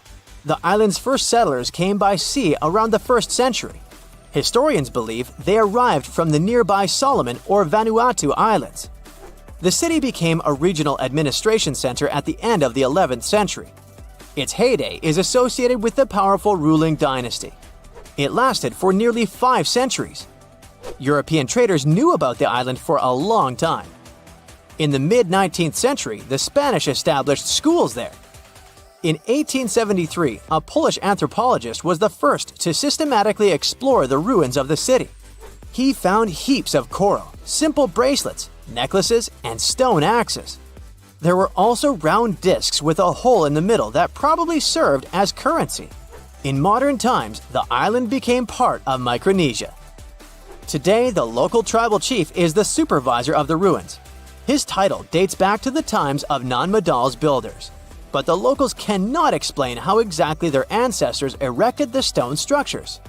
The country's former top archaeologist was once quoted saying, "We don't know how they brought the columns here, and we don't know how they lifted them up to build the walls." Researchers from around the world were determined to get to the bottom of this mystery, quite literally. In 2019, an American team of scientists performed the first ever LiDAR scan of the site. This type of radar uses laser wave pulses to scan under the surface of the Earth. This allows the technicians to create a 3D image of the ground below. The scan revealed a complex irrigation system on the tiny island. This probably explains how ancient Micronesians were able to supply the nearby settlements with drinking water. When it comes to food, it was probably boated in. According to the local population, historians estimate that at the time of the city's construction, 20 to 30,000 people lived on the island. In 2016, UNESCO inscribed Nan-Madol as a World Heritage Site. The future of the city is uncertain because of the state the waterways are in. They're overgrown with mangroves. The vegetation is undermining the existing structures, and more can be done to promote the place as a tourist attraction. The site gets about 1,000 visitors annually. Compare that to 50,000 people who visit Easter Island each year. Both destinations are pretty far away from the nearest mainland. The distance from Nan-Madol to California is more than twice the length of the Mississippi River. On October 30th, 1759, the inhabitants of the Middle East were jolted awake by an earthquake. Cracks appeared in the walls of their homes, roofs began to crumble. People ran out of their homes and gathered in open areas. But because of strong shocks, they kept losing their footing and falling. A month later, there was another earthquake, but it turned out to be even stronger. Trees broke, houses collapsed, deep cracks appeared in the ground. The disaster lasted for 2 minutes. Oases, roads, and cities were destroyed. Incredibly, Baalbek's ancient buildings withstood earthquakes. Some historians state that this majestic and mysterious place was built during the Roman Empire, but many researchers disagree. Whatever the truth is, the city is one of the main archaeological phenomena of humankind. The most amazing building of Baalbek is the Temple of Jupiter. The inhabitants of the Roman Empire believed that Jupiter held power over lightning and thunder. The building looked like a platform with 54 columns. A massive roof rested on these columns. Today, you can only see 6 70-foot-high columns. Each of them consists of 3 sections and resembles a pencil. The cores of these pencils were made of lead. This made the columns exceptionally strong. Each of these pieces of stone weighed an incredible 80 tons. That's the weight of 35 Ford Explorer SUVs. Look, this is the largest block in the Great Pyramid of Giza. But compared to the blocks from Baalbek, it doesn't even look that impressive. The foundation under the Temple of Jupiter was preserved. That's how specialists figured out it consisted of about 25 monolithic stones, weighing 450 tons each. It means that the blocks from Baalbek weigh almost 4 times more than the blocks from Egypt. There are 3 more enormous limestone blocks in the foundation. They weigh 800 tons each. This is more than twice the weight of a Boeing 747 plane. Ancient builders must have had a hard time carving such giants from a piece of stone. And after that, they also had to pull them to the construction site and lift them to a significant height. Repeating these logistics would probably turn out to be a nightmare for present-day builders. To do this amount of work, they would need modern equipment. But Baalbek's constructors didn't have trucks, cranes with circular saws, or electricity. How did the builders of the past manage to do this? Scientists have a theory that includes ropes, winches, and lever systems. Naturally, the engineers of the past made all the gadgets from wood. Around 3,000 feet away from the ruins of the temple complex, there's a quarry. Archaeologists suppose that's where the stones for the construction were cut. They found a block of limestone there. It seemed to be too large, even for this incredible place. The monolith got called the Stone of the South. It was 65 feet long and 13 feet wide. The ancient builders didn't have time to completely separate it from its mother rock. A group of scientists from Austria estimated that this piece of limestone weighed more than 1,000 tons. That's like 3 Boeing aircraft or 160 African elephants. There was another surprise awaiting the archaeologists near the Stone of the South. It was the second monolith that weighed more than 1,200 tons. But the ancient builders didn't stop at that. They continued to work. In 2014, in the same quarry, German archaeologists unearthed a block that weighed 1,650 tons. No one has figured out yet why people of the past needed a piece of stone that weighed as much as 125 school buses. It's also unclear how they were going to move this giant and why they didn't finish the job. In any case, this third monolith is the largest processed piece of stone in human history. There are more questions than answers. Some researchers believe that people of the past had high-tech equipment. Others don't think so, but are eager to understand how the builders managed to move those stones. There's a huge number of ancient buildings and artifacts on the planet. Lots of them make researchers scratch their heads. Near the Pyramid of Djoser in Egypt, archaeologists have found a network of tunnels. This place is called Serapeum. It contains 24 sarcophagi weighing from 70 to 100 tons. The giant boxes are carved from a single piece of granite and covered with heavy lids. The sarcophagi are perfectly symmetrical. To the touch, their walls are as smooth as glass. Even with the current level of technology, this is very difficult to do. But the ancient Egyptians managed this feat. The Lycurgus cup is a priceless artifact and example of ancient nanotechnology. It's made of glass that can change its color. If you put a source of light in front of the cup, it turns green. If the light is behind the goblet, it becomes deep red. In this case, the figure of Greek king Lycurgus turns pale purple. Scientists understood how this color change worked only at the end of the 20th century. Through microscopes, they saw nanoparticles of silver, gold, and copper. They had been added to the glass matrix. Thanks to this, you can observe a color change called dichroism. Interestingly, the gold and silver were grounded into a fine dust. It's almost impossible to do this by accident. Most likely, the ancient experts knew for sure what they were doing. Bolivia has a curious place called Puma Punku. It looks as if an ancient giant played there with an enormous construction set. And after the game, they forgot to put the pieces back into the box. But there are no giants, and the huge stone blocks were carved by ancient builders over 1,500 years ago. Some of the rocks weigh 100 tons. The blocks were brought to an altitude of almost 13,000 feet above sea level from the quarry 60 miles away from the construction site. There's no forest in that area. This means the builders couldn't use trees to make wooden rollers. The monument belongs to the Inca civilization. Scientists are sure they didn't know anything about wheels. In 1992, the inhabitants of a Chinese village decided to drain a pond. Their ancestors had been using it to wash clothes and catch fish for hundreds of years. They kept pumping the water out for 17 days. At the bottom of the reservoir, they made an unexpected discovery. The villagers saw an entrance to a cave going down to a depth of 100 feet. The incredible find was named the Longyu Caves. Unknown builders carved out 320,000 square feet of galleries. There are separate rooms, bridges, pools, and columns that support the ceiling. The walls of the cave are covered with strange carved lines and patterns. Scientists haven't found any information about who built the caves and why they did it. The construction technology also remains a mystery. Antonio Stradivari lived in Italy in the 18th century. He created musical instruments. More than 600 of his works have survived to this day. 500 of them are violins. One of the instruments was sold at auction for $16 million. The violins made by this master sound clear and deep. Researchers can't understand why Stradivarius instruments produce such unique sounds. Perhaps it's all about the varnish the master used to cover the violins. The answer may also lie in the wood the instruments are made of. In those days, Europe had a cold climate. Because of this, the wood became denser, and the instruments made of it sounded especially pleasing to the ear. In the Indian city of Delhi, there's a 23-foot high pole. It weighs 6.5 tons and is made of 98% wrought iron. The 1,600-year-old pillar has no signs of rust or decay. Scientists believe that the monument is so well preserved thanks to the dry weather and the chemical composition of the metal. It might be resistant to corrosion. And still, researchers don't know how the blacksmiths managed to make an iron pillar that's not afraid of rust. It seems like a tough feat, even for modern metallurgists. The Al-Nasla rock is divided into 2 parts by a perfectly straight slit. Each boulder stands on a small pedestal. Some people believe this is the evidence of ancient laser technology.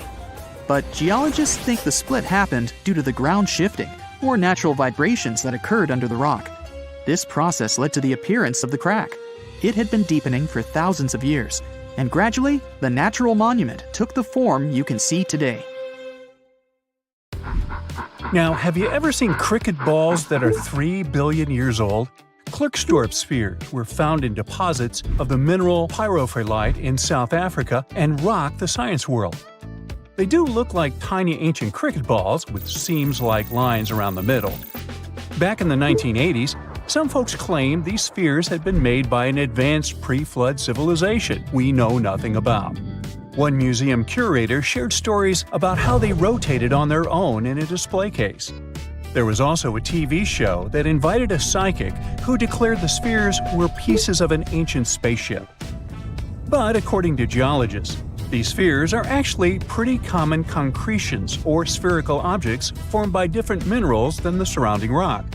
The seam-like lines are just imprints from the host rock's layers building up over time. The Klerksdorp spheres come in different shapes, from noticeably flattened spheres to distinct discs. As for that episode when one of these spheres spun on its own, the curator of the Klerksdorp Museum cleared that up too.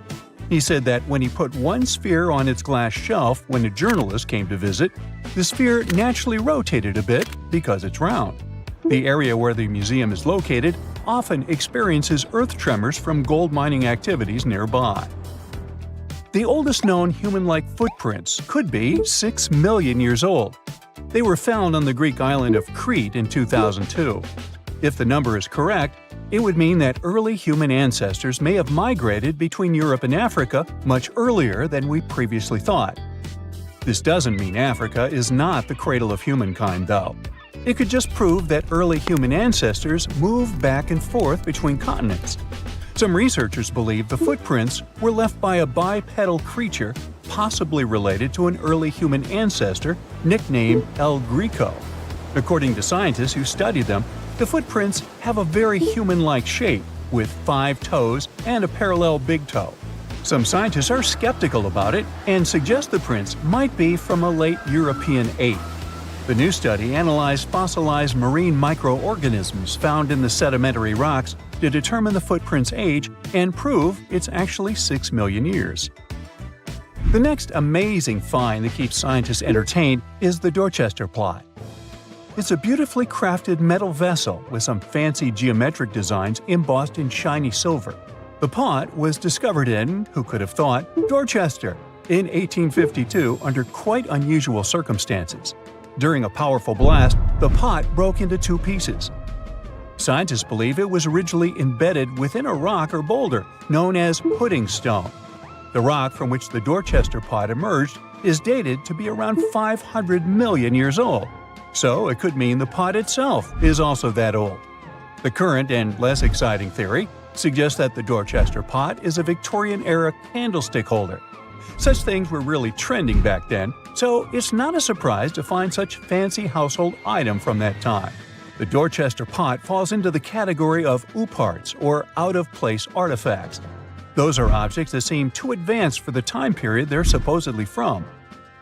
If we accept that the pot is 500 million years old, then whoever made it was way ahead of their times in terms of crafts and tech.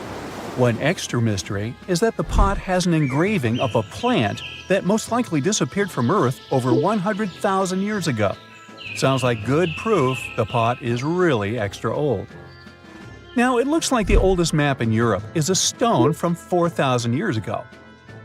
This Bronze Age slab was found in France in the year 1900 at an ancient burial ground. The carvings on the slab show in 3 dimensions the River Odie network with a fantastic accuracy of around 80% over an 18-mile stretch. There are other stone-carved maps around the world, but this one is unique because it shows a specific area to scale. Looks like the slab's carvings don't just map rivers and hills, but also settlements, barrow sites, and field systems. Archaeologists say the slab wasn't used for navigation, but rather to symbolize power. The detailed markings on the slab might have served to illustrate the domain of a local ruler, possibly a prince or king, to show their control over the territory. When the ruler lost power, the slab was likely repurposed as part of a burial vault. The unique artifact was stored in the cellar of a museum. For decades, no one even noticed until several scholars read older reports about the slab and decided to check it out. They conducted a detailed analysis using 3D techniques. Their research proved that the creators of the slab had not only etched lines into the rock, but also modified its surface to reflect the topography of the landscape with high accuracy.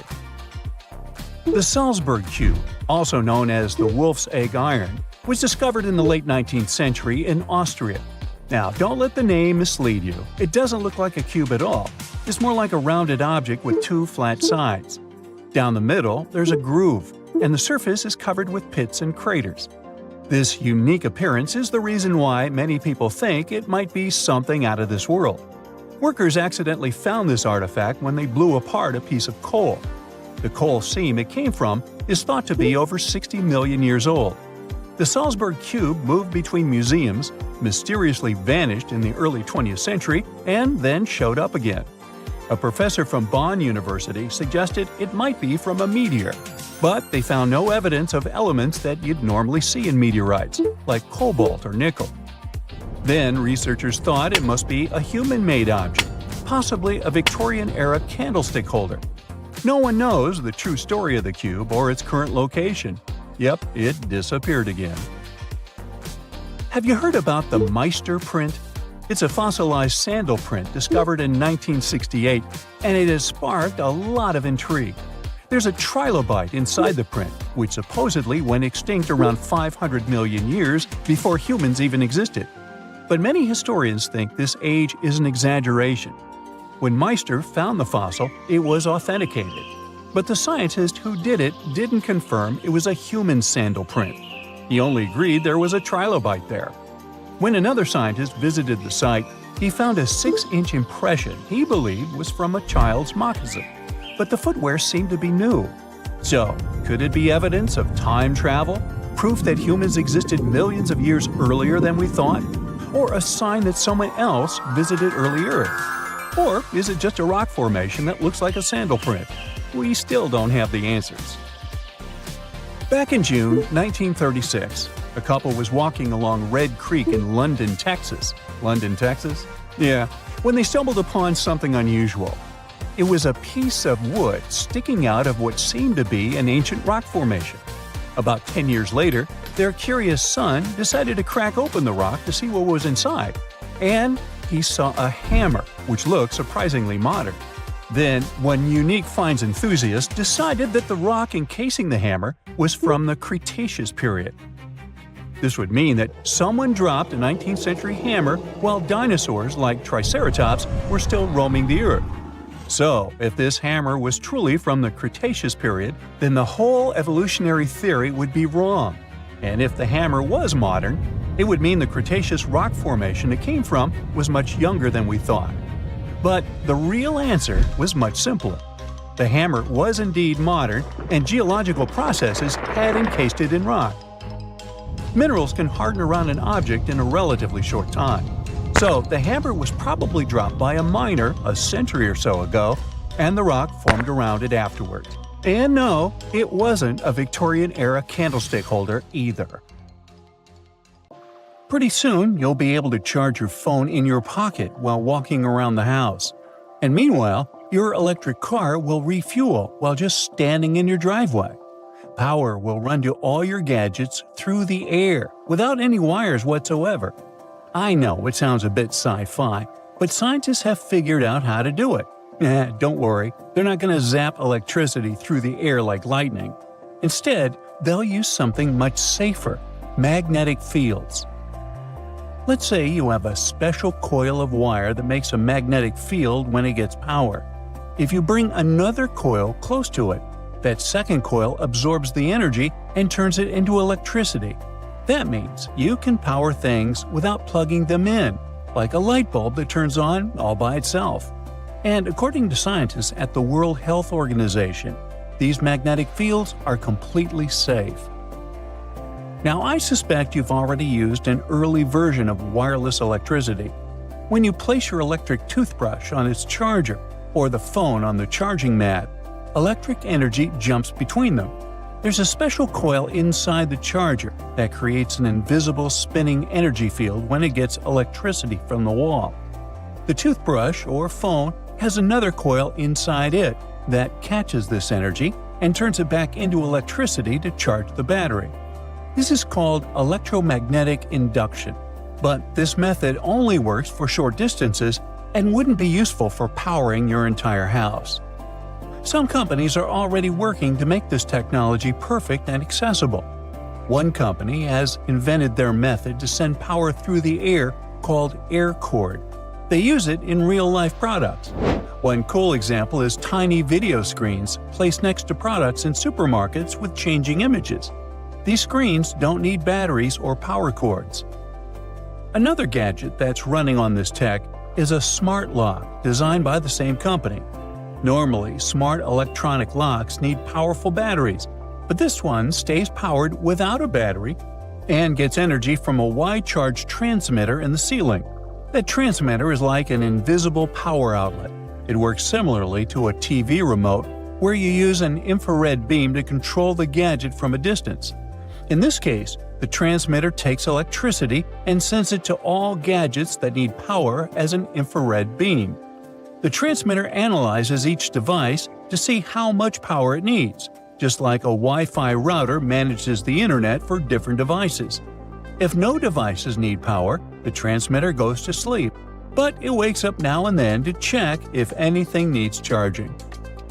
Nikola Tesla, a brilliant inventor and electrical engineer who made significant contributions to the development of electricity, would be really happy to see all this come true. He believed he could build a system that would transmit electricity and communication signals through the Earth's ionosphere all over the world. To prove his idea, he built a special Wardenclyffe Tower in New York. His plan was to use the Earth itself like a giant electrical circuit. In 1899, Tesla traveled to Colorado Springs, known for its big thunderstorms. He built a lab there to test his wireless electricity ideas. The high altitude and frequent lightning storms made it the perfect place for his experiments. Then he returned to New York, and with money from a wealthy investor, he started building the Wardenclyffe Tower. Tesla placed iron rods and copper plates under the tower to help send power through the Earth. There would be a huge metal dome on top of the tower. By 1902, the tower and lab were mostly built, but Tesla ran into funding problems. The Wardenclyffe Tower never worked as Tesla had hoped, and in 1917, it was torn down and sold for scrap. In any case, Tesla's idea only worked for short distances. The farther the electricity had to travel, the weaker it became. Scientists needed a way to send energy over long distances, and they found two viable solutions in the middle of the 20th century: microwaves and lasers. In 1964, engineer William C. Brown flew a tiny helicopter for 10 hours using only microwave power.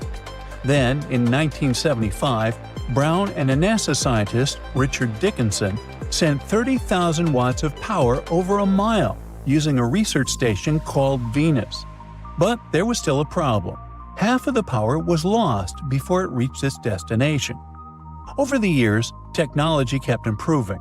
Computers, lasers, solar panels, and transistors became more advanced and opened new horizons for wireless electricity. It could eventually help us switch to cleaner energy from fossil fuels like coal and gas.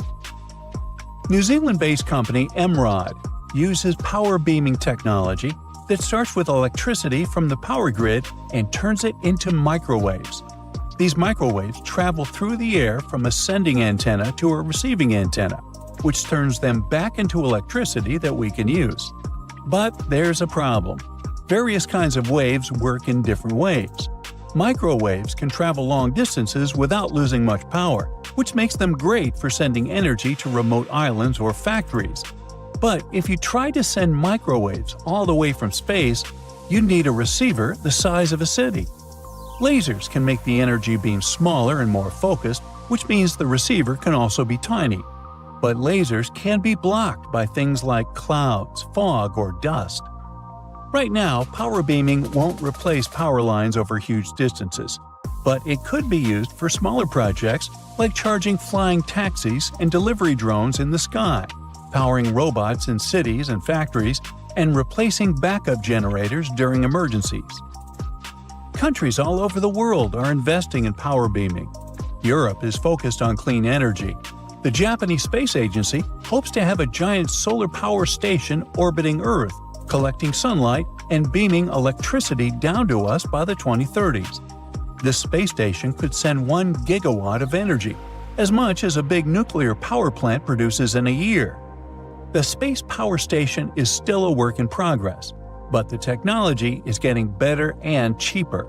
So, in the future, we might have a world where there are no more tangled wires, no more ugly power lines, and even free electricity for everyone. Japanese scientists are now working on another groundbreaking tech, a special machine that can turn sunlight and water into hydrogen fuel. This clean energy source could one day power cars, homes, and even entire cities. The current reactor is as big as a small house. It works by using photocatalytic sheets, which act like tiny solar panels that absorb sunlight and trigger a chemical reaction. This process splits water molecules into oxygen and hydrogen. It allows the hydrogen to be collected and used as fuel. Right now, the process isn't efficient enough to produce hydrogen on a large scale. Most existing methods of making hydrogen still rely on fossil fuels. But the scientists behind this new reactor found a better way. Instead of breaking water apart all at once, which wastes energy, their machine does it in 2 steps.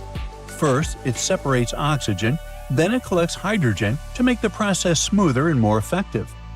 The team used a special photocatalyst that responds to UV light, and they found that under natural sunlight, the solar energy conversion efficiency was 1.5 times higher than in the lab. In some places with stronger sunlight, the efficiency could be even greater. But still, at its current stage, the reactor only reaches about 1% efficiency, which is far too low for commercial use. Scientists believe that for this technology to become practical, they need to increase efficiency to at least 5%. To make this happen, they need better photocatalysts and larger reactors, and they would also need to find safe ways to handle a tricky byproduct, which is a highly flammable gas created during the process. But if they can boost efficiency, many scientists and companies will start mass-producing this technology, leading to clean, renewable hydrogen energy on a large scale. Soon we might start constructing loads of stuff on the moon. All because India's moon mission has recently detected sulfur near the moon's south pole. This chemical element can come in extremely handy for creating infrastructure on our satellite. It's the first time this chemical element has been discovered on Earth's natural satellite. This sought-after element is mostly found near Earth's volcanoes. Its appearance on the moon speaks volumes about the satellite's volcanic history and its past atmospheric conditions.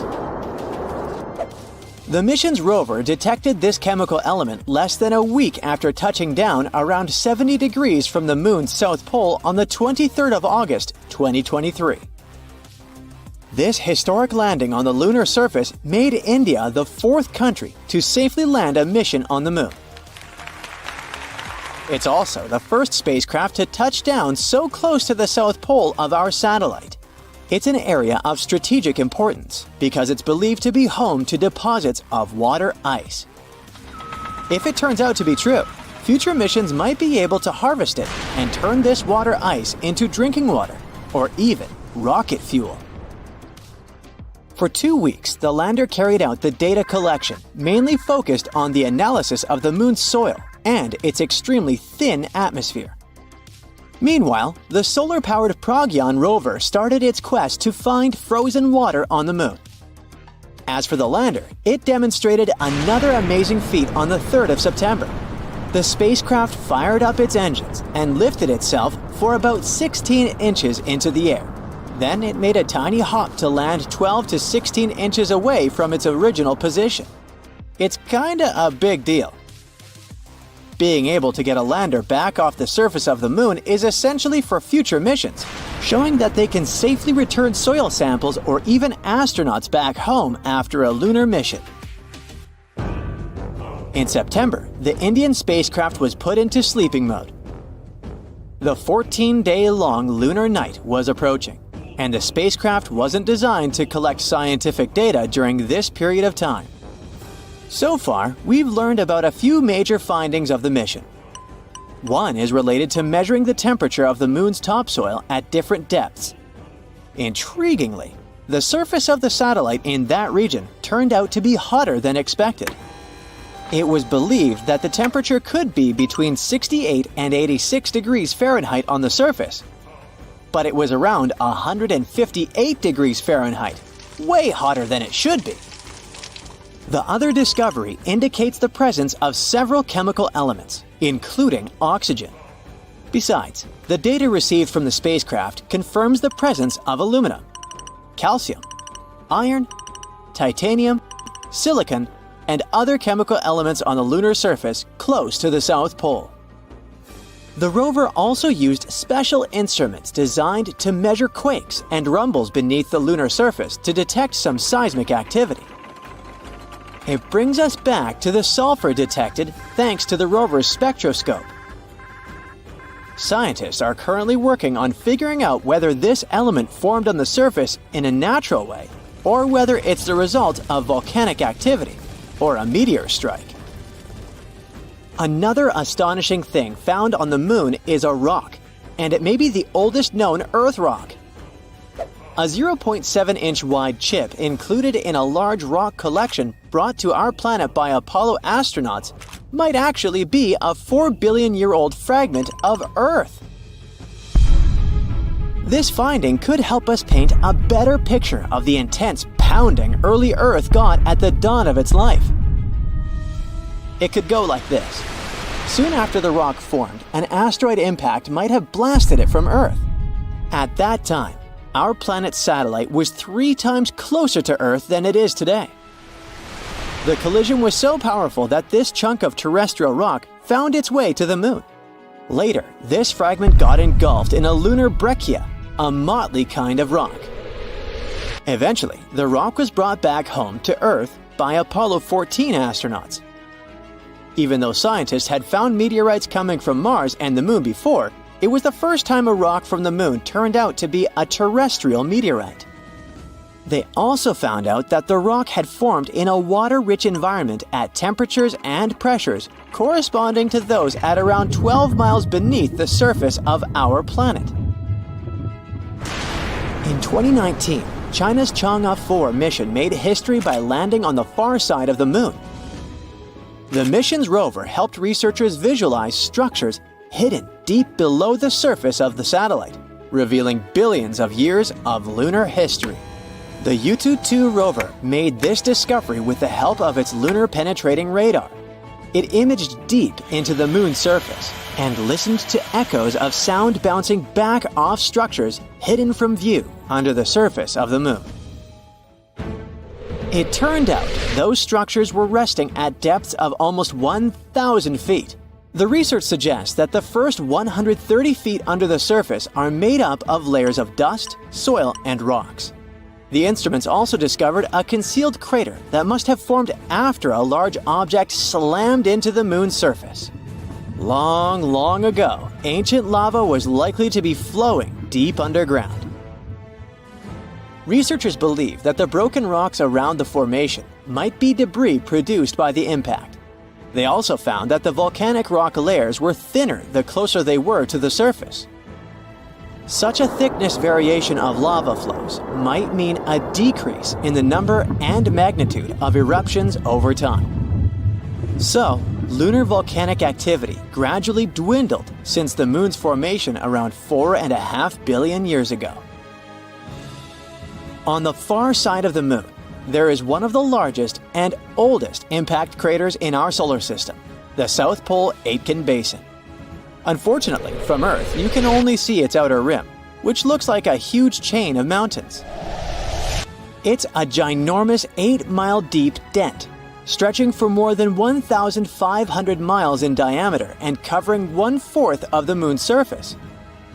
Astronomers are sure that this crater appeared when an asteroid collided with the moon around 4 billion years ago.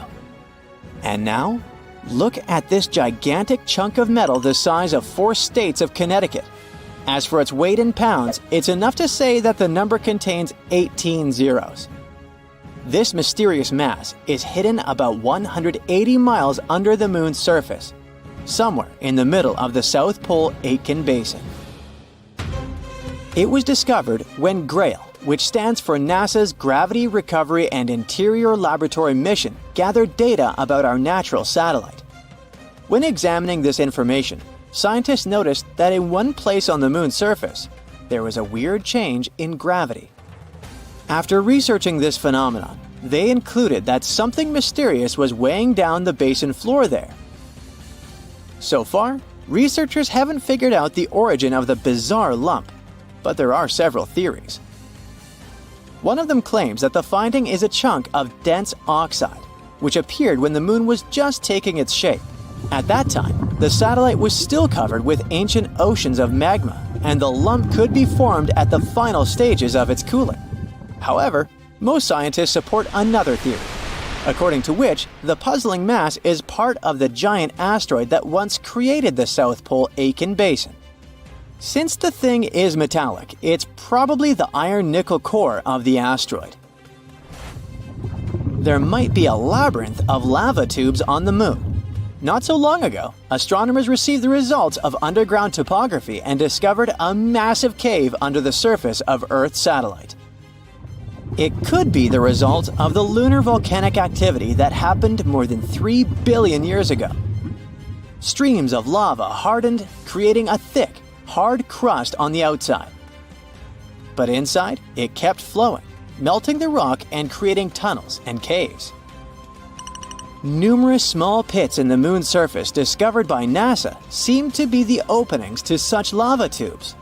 If this theory is confirmed, the underground tunnels might serve not only as a convenient location for human-crewed space missions, but also as much-needed water sources for astronauts. There are a few theories about how the moon appeared in the sky, and recently a new idea has popped up. But before we discuss this newcomer, let's look at the most popular hypotheses of the moon's formation. The capture theory claims that Earth's natural satellite used to be a wandering body, something like a large asteroid. It had formed somewhere else in the solar system before it was captured by our planet's gravity when passing nearby. The accretion hypothesis suggests that the moon formed in orbit around Earth at the same time as our planet appeared in the darkness of the cosmos.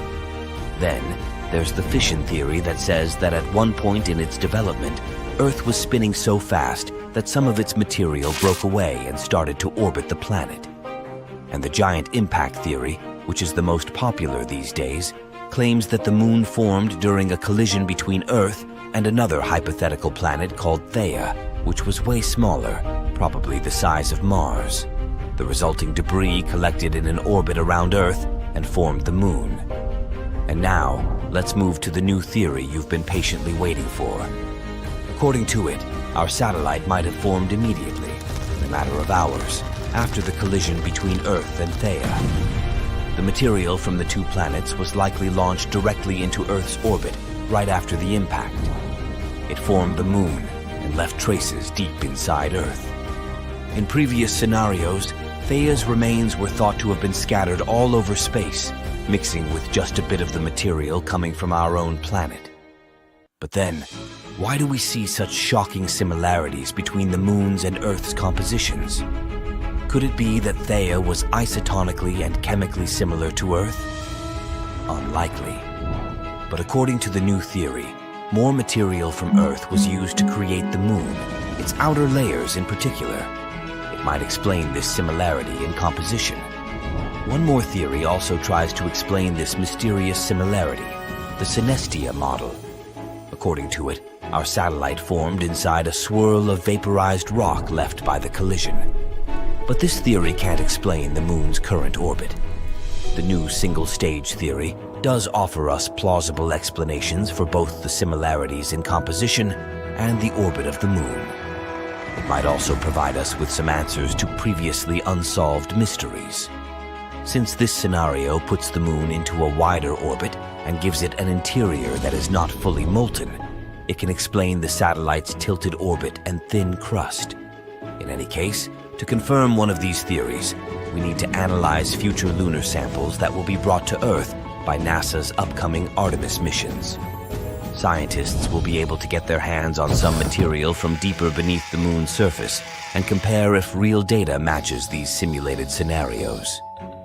In the past, the Apollo missions already brought back about a third of a ton of rock and soil from our satellite.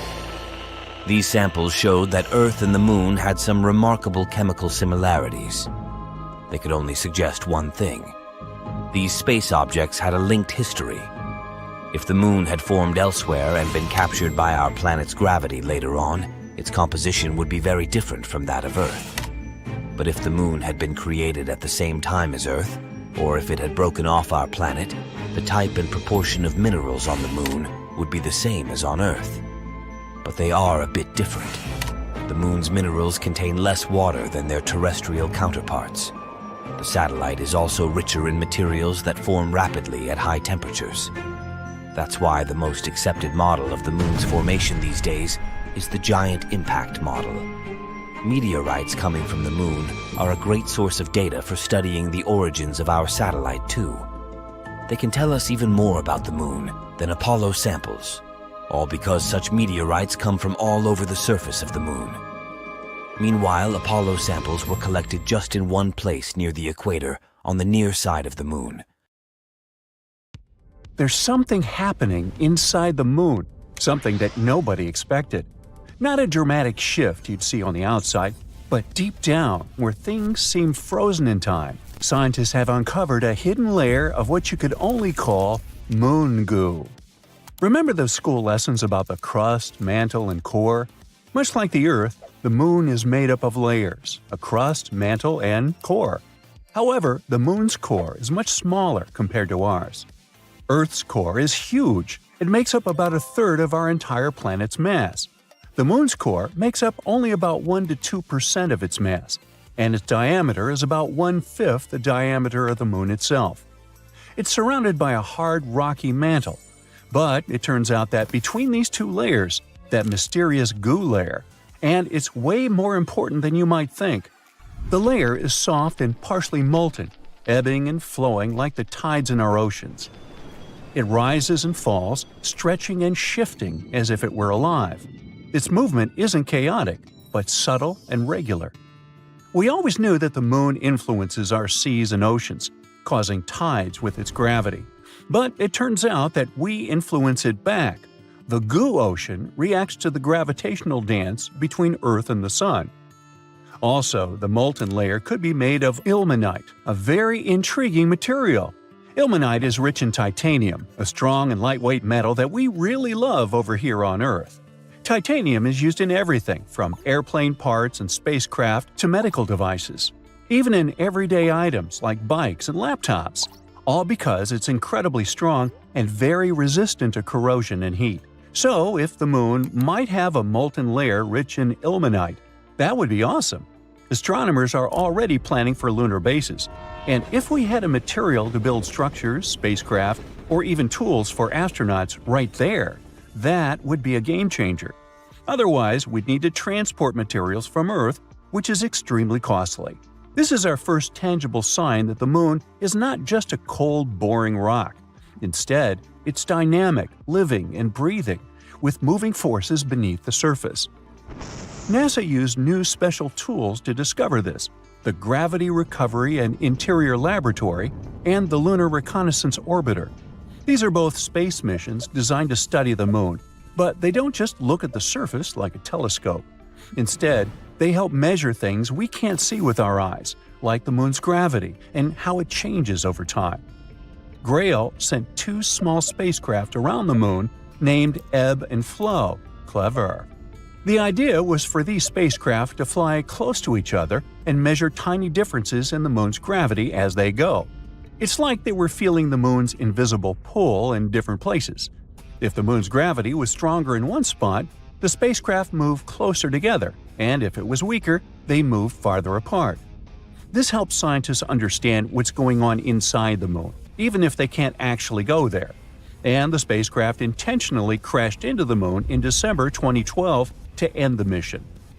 The Lunar Reconnaissance Orbiter is a bit different. It takes super detailed pictures of the Moon and collects other important information about its surface. By combining the information from both Grail and LRO, we were able to find this goo layer. But this discovery actually challenges everything we thought we knew about lunar geology. How did this molten layer get there? How long has it existed? And perhaps more fascinating, how it stayed warm for millions of years? That's $1 million questions. The Moon's core generates heat just like ours. But it's not as easy as saying, oh, the core's heat probably keeps it warm and molten. Well, first, the Moon's core is much smaller and less active than Earth's, meaning it produces significantly less heat. Plus, the Moon is much cooler than Earth in general. With temperature dropping to minus 200 degrees Fahrenheit on the surface, how could this inner layer still stay in this flowing state? That's still a mystery. In any case, this goo could actually explain a lot of stuff about the Moon. For example, astronomers were exploring moonquakes and how they happen. Now they think that it might be this semi-molten layer shifting and moving beneath the surface.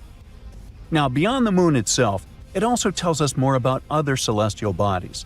If the Moon, something we considered basically a huge static rock, has such a dramatic life, what about other planets, moons, or asteroids? Could they also hide similar hidden movements beneath their surfaces? We can even understand our own planet better, learn more about how tides and similar stuff works. There are so many great discoveries we've been making on the Moon. Recently, we found some awesome stuff beneath the surface, massive caves hidden for millions of years. For over 50 years, scientists have suspected that the Moon's surface is full of underground tunnels and caves. These are known as lava tubes because they were formed by lava. Duh! Millions of years ago, the Moon was pretty unstable. It underwent some volcanic activity, causing eruptions. When a volcano erupts, lava can flow across the surface. As the outer layer of the lava cools and hardens, it forms a solid roof of dark material. It's actually what these famous dark spots on the Moon are. These are dark, hardened remains of ancient lava. But the hot, molten lava continues to flow through the center. Once the eruption ends and the lava drains away, what's left behind is an empty, hollow tunnel, hence a lava tube. On Earth, we have lava tubes in places like Hawaii or Iceland, where volcanic activity has created similar underground tunnels. The same thing happened on the Moon billions of years ago, although they're much crazier compared to ours. In fact, lunar lava tubes are now thought to be some of the largest and longest in the entire solar system. One such cave was discovered beneath the famous Mare Tranquillitatis, the place where Apollo 11 first landed, and it's at least 340 feet deep. Now, all these lava systems have remained hidden just beneath the surface, untouched for millions of years.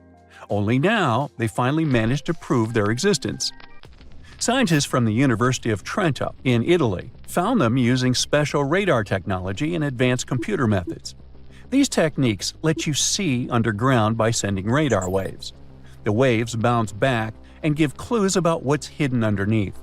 By analyzing the way these waves reflected back, the researchers could detect the shape and size of the hidden caves.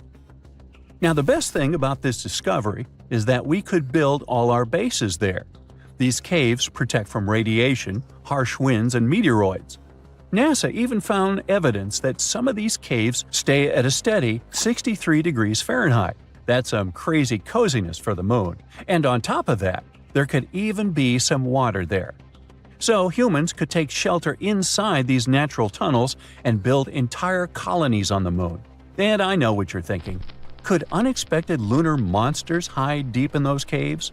Well, sure. There's a huge potential for exploring these caves and finding some awesome stuff. But even if we manage to find a miracle, like small life or microbial organisms, there's a 99% chance that there won't be actual animals or monsters. It would just be impossible for them to develop in such conditions.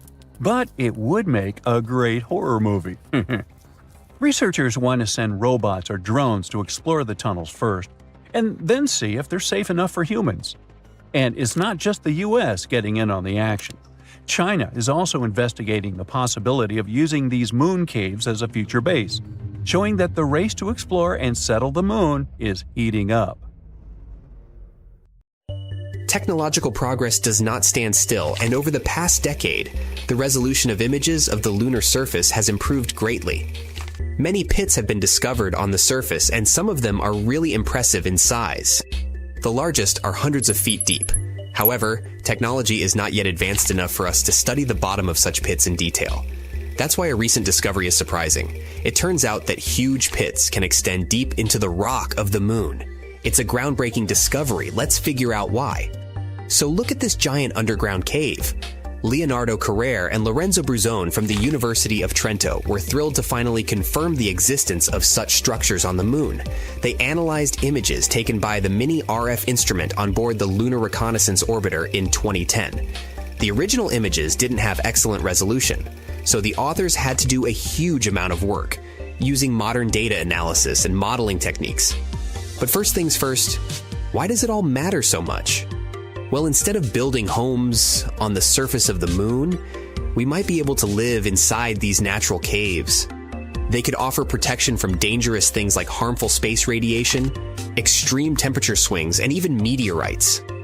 According to planetary geologist Wes Patterson from Johns Hopkins, even though we'd still have to bring materials from Earth to make those caves habitable, using them would be a lot easier and cheaper than building bases on the surface.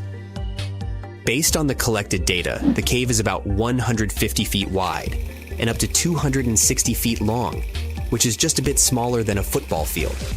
It's located in a deep pit called the Mare Tranquillitatis Pit, which likely formed when an ancient lava tube collapsed. Although the moon has no active volcanoes today, billions of years ago, its surface was covered with lava that flowed through valleys, carving out these tubes below the surface. Over time, some of the lava tubes became unstable and collapsed, creating pits like the one in question. NASA's Lunar Reconnaissance Orbiter, LRO, has already found more than 200 of such pits on the moon. It means there could be hundreds of hidden caves waiting to be explored on our satellite. When publishing their findings in Nature Astronomy, the researchers suggested that the caves could offer future astronauts a safe place to live and work, protecting them from the moon's extreme conditions. And extreme they are. One of the biggest challenges of living on the moon is its temperatures. The lunar surface gets extremely hot during the day, reaching about 250 degrees Fahrenheit, and then the temperature drops below minus 200 degrees Fahrenheit at night. But inside the caves, the temperature could stay much more consistent. A separate study done in 2022 used computer simulations to predict that some of those caves could maintain a comfortable temperature of about 63 degrees Fahrenheit. Much easier to manage, right? Unfortunately, getting to the caves won't be easy. The Mare Tranquillitatis Cave is over 400 feet below the surface, at the bottom of a steep slope covered in loose debris. It would take some clever engineering to get up and down that slope. The options could be using jetpacks, a lunar elevator, or some other kind of technology. We must find a way to transport astronauts safely. There's also a lot more to discover. Radar technology could help scientists find even more caves and lava tubes on the moon. In the future, a spacecraft with higher resolution radar could even map the insides of the pits that LRO has already found. According to the researchers, this kind of complete survey could help them figure out the best locations for future lunar bases and other explorations. And there's another potential bonus. Those caves could contain water.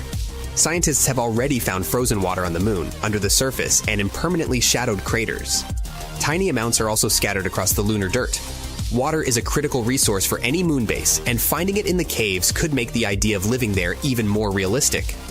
All in all, this discovery could be a game changer for lunar exploration. Living in natural caves on the moon might be a more practical and safer option than building something on the surface. It could also bring us one step closer to making the moon a place where humans can live and work for the long term. What if our moon was hollow? Would we be able to hide inside in case some terrible catastrophe destroyed our home planet? Well, the supporters of the hollow moon theory believe that it's actually a real option. The hollow moon is a hypothesis claiming that Earth's moon is either completely hollow or has quite a lot of place inside. The thing is, the moon is less dense than Earth, and it seems to support the idea of its hollowness. But according to science, the reason is the fact that Earth's upper mantle and crust are less dense than the heavy iron core of our planet. Then, there's also the claim that the moon rings like a bell. For almost a decade, between 1969 and 1977, seismometers installed on the moon by the Apollo missions kept recording moonquakes. The moon was reported to be ringing like a bell during such quakes, especially shallow ones. On the 20th of November, 1969, Apollo 12 deliberately crashed the ascent stage of its lunar module into the surface of our natural satellite. According to NASA, after that, the ringing continued for almost an hour. This made some people argue that the moon must be hollow like a bell. Later, lunar seismology researched those shallow moonquakes and showed that they acted differently than quakes on our planet, mostly due to differences in type, texture, and density of the lunar and Earth's rock layers. The speed of sound waves in solids is determined by the medium's compressibility and density. No one has ever found any evidence of a large empty space inside the moon. And still, in 1970, Michael Vassin and Alexander Sherbakov suggested a hypothesis that the moon could be a spaceship designed by mysterious extraterrestrial beings. In 1965, writer Isaac Asimov made an observation that added fuel to the fire of conspiracy theories. He marveled at the sheer astronomical accident that the moon fits so snugly over the sun during total eclipses. The sun's greater distance makes up for the incomparably larger size of the star. As a result, it seems to us that the moon and the sun are the same size. The author added that there was no astronomical reason why the sun and the moon should fit so well. So since the 1970s, conspiracy theorists have been quoting Asimov's words about solar eclipses as evidence of the artificial origin of the moon. Mainstream astronomers disagree with such an interpretation, saying that the angular diameters of the moon and the sun don't perfectly match during eclipses. They vary by several percent over time. Many other pieces of evidence confirm that the moon is a solid body that formed after a planetoid crashed into Earth. In the past, scientists thought that the moon appeared after our rapidly spinning planet got rid of a good chunk of its mass. This idea was suggested in 1879 by George Darwin, the son of the very Charles Darwin, the famous biologist. This theory remained popular until the Apollo missions. Then, in 1925, Austrian geologist Otto Ampferer offered another idea, that Earth and the moon could have formed together from a primordial accretion disk, a rotating disk of dense gas and dust surrounding a young, newly formed star, and used to be a double system. The third theory stated that the moon could have once been a planetoid caught by the gravity of our planet. The modern explanation usually involves the giant impact hypothesis. According to it, a Mars-sized space body hit Earth and created a debris ring around our planet. In the end, this ring gathered into a single natural satellite, our moon. But getting back to the hollow moon theory, at the moment, there's no scientific evidence to support this hypothesis. Seismic observations and other data indicate that the moon has a solid interior with several layers, a thin crust, quite extensive mantle, and a dense core. These days, the idea of the hollow moon is considered to be a conspiracy theory. Neil Armstrong had been getting ready for his mission on the moon for over 3 years. To resist microgravity conditions, he had to learn how to walk sideways by being strapped and suspended at an angle in trying to walk along walls. His limits were tested through an intense diet and sleep regimen, since in space he would only have beef and vegetables, previously dehydrated and stuffed into a package. Back in the day, astronauts had to experience the desert, jungle, open sea, and Arctic survival training. These days it's a lot more structured. But back then, it was more of a let's drop this person in the middle of nowhere with no supplies and see if they make it. Before landing on the moon, he had to gather and study rock samples in the Grand Canyon, explore ancient volcano formations in the Nevada National Security Site, and look into gas and lava vents, lava lakes, and pit craters in various locations in Hawaii. On July 20th, 1969, Armstrong was given a hearty breakfast before blastoff. Steak, eggs, toast, juice, and coffee. He received what doctors call a low-residue meal, which means he wouldn't have to go to the bathroom soon after. It took him 109 hours and 42 minutes to reach the surface of the moon, in an area called the Sea of Tranquility. He had to travel 240,000 miles to get there. The crew could have gone for the Ocean of Storms or the Central Bay, but this place was chosen for landing because it had good visibility, was relatively smooth, and was easily reachable with as little propellant as possible. When he was at about 500 feet above the surface of the moon, Armstrong had to maneuver the spacecraft manually to make sure they wouldn't land in a dangerous crater. He continued to hover for about a minute and a half, moving it sideways until he felt comfortable to land. As soon as his device landed safely, he immediately radioed to Mission Control, located in Houston, Texas. The now famous message, "The Eagle has landed." Steadily, he went down the lunar module's ladder, while a television camera was attached to the craft to record his progress. The camera also transmitted the signal back to Earth, where hundreds of millions of people were anxiously waiting. At precisely 10:56 p.m. EDT on the same day, Armstrong placed his feet onto the lunar soil, saying, "It's one small step for man, one giant leap for mankind."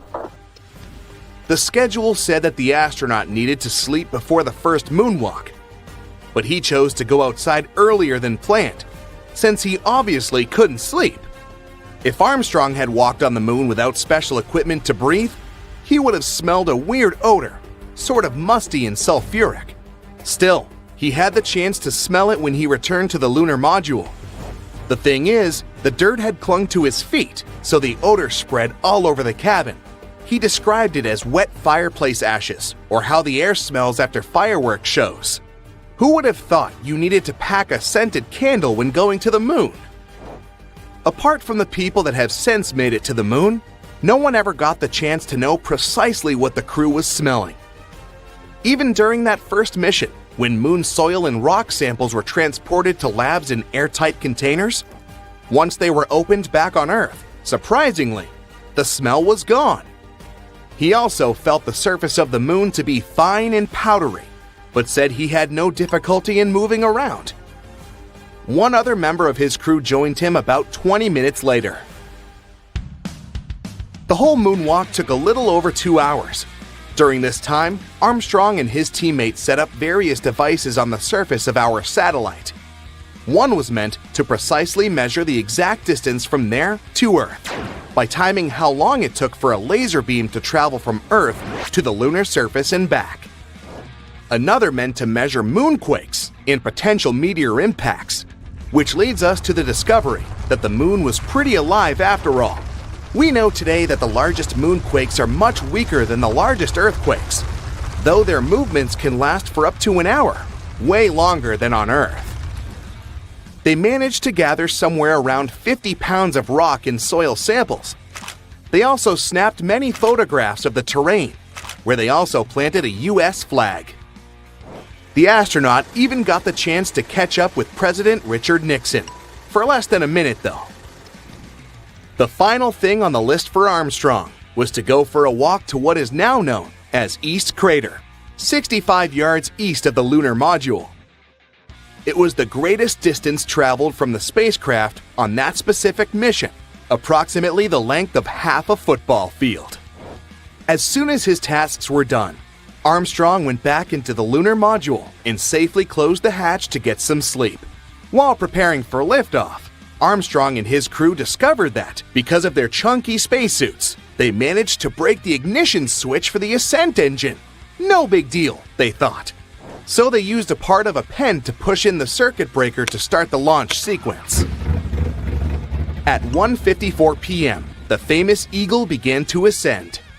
Apart from the scientific equipment installed on the surface of the moon, a plaque was also left there. It read, "Here, men from the planet Earth first set foot upon the moon, July 1969 AD. We came in peace for all mankind." Years later, Armstrong said that NASA limited their time on the moon because they didn't know how the spacesuits would handle the moon's extreme temperatures, as high as 260 degrees Fahrenheit during the day, to as low as 280 degrees Fahrenheit below zero at night. Things got a bit more complicated when Armstrong landed back on Earth, since he had been exposed to unknown space particles. The result? He and his team had to be placed in planetary protection quarantine on their return, as soon as their space capsule safely splashed down in the Pacific Ocean on July 24th. That specific quarantine for the Apollo 11 astronauts is one of the reasons why we have microwaves in our kitchens today. When they first returned from the moon, they initially spent their first few days in a mobile quarantine facility, or MQF. Sure, the MQF featured comfortable chairs, bunks, a toilet, and showers, but it didn't leave a lot of space for fancy cooking. Since there was no room for a standard oven or grill, and to also reduce the potential fires that might have occurred, NASA had to get creative. That's how the original countertop microwave oven was developed, to easily help astronauts get their meals without the hustle of a fully equipped kitchen. These days, you can see that first microwave in a museum in Oakland, California. After returning to Earth, Armstrong claimed he would never reach for the stars again. But he didn't stop exploring, though. Back in 1985, he joined a professional team of other greatest explorers to the North Pole. He was joined by mountaineer Edmund Hillary, aviator Steve Fawcett, and photographer Patrick Morrow, reaching the pole on April 6, 1985. Armstrong claimed he wanted to see what the Earth's icy pole looked like from the ground, since he had only seen it from the surface of the moon. The Apollo 11 mission was nevertheless unforgettable for Armstrong since. In 2015, the Smithsonian Institution uncovered that he had kept hidden a cloth bag full of small parts from the lunar module. It included his waist tether, some utility lights, and their brackets, an emergency wrench, and the optical sight that was mounted above Armstrong's window of the space module.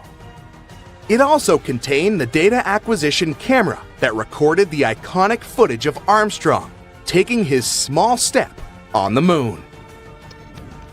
Armstrong kept it to himself for many years until his widow, Carol, eventually found it. He even kept it a secret from his official biographer, who had many times asked if he had kept any memorabilia from his famous mission. He didn't sneak those objects back on Earth, though.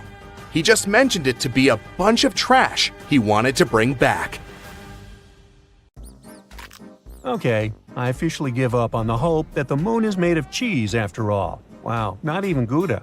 The shiny lunar ball, or a curved banana, or half of a coin, depending on what phase it's in, has different layers inside, just like Earth. One of these layers is called the inner core.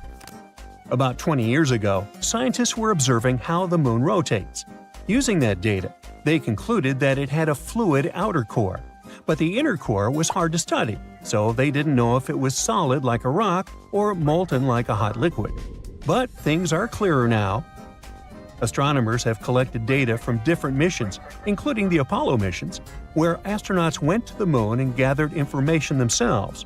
Plus, they've used a special technique called seismic data. This method is all about studying how sound waves move through things. Take earthquakes on our planet as an example. When an earthquake happens, it creates waves that travel through the ground.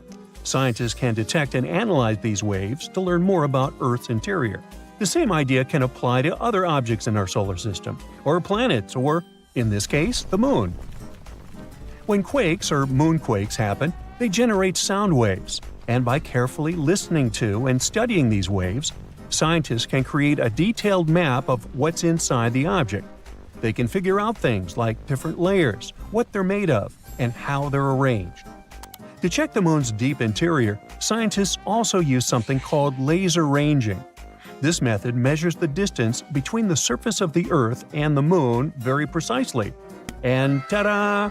Our natural satellite's inner core is a dense, solid ball made of iron, just like Earth's. It's about 310 miles wide, which is nearly 15% the size of the entire moon. Researchers also have stumbled upon evidence that supports the theory that the layer between the moon's surface and its core, called the mantle, has been moving around as the moon evolved over time. This movement is something we call lunar mantle overturn, and it could explain why we find elements rich in iron on the lunar surface.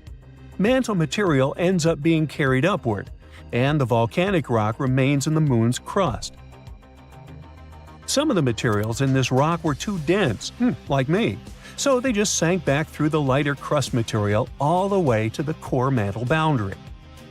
It's like a cycle where the moon's mantle material goes up during volcanic activity, carries iron-rich elements to the surface, and then sinks back down. There's another mystery scientists have been trying to solve. What caused the moon's magnetic field to weaken and nearly disappear over time? It seems that now that we know about the iron core and the global mantle overturn, we might get some more answers about the moon's magnetic field.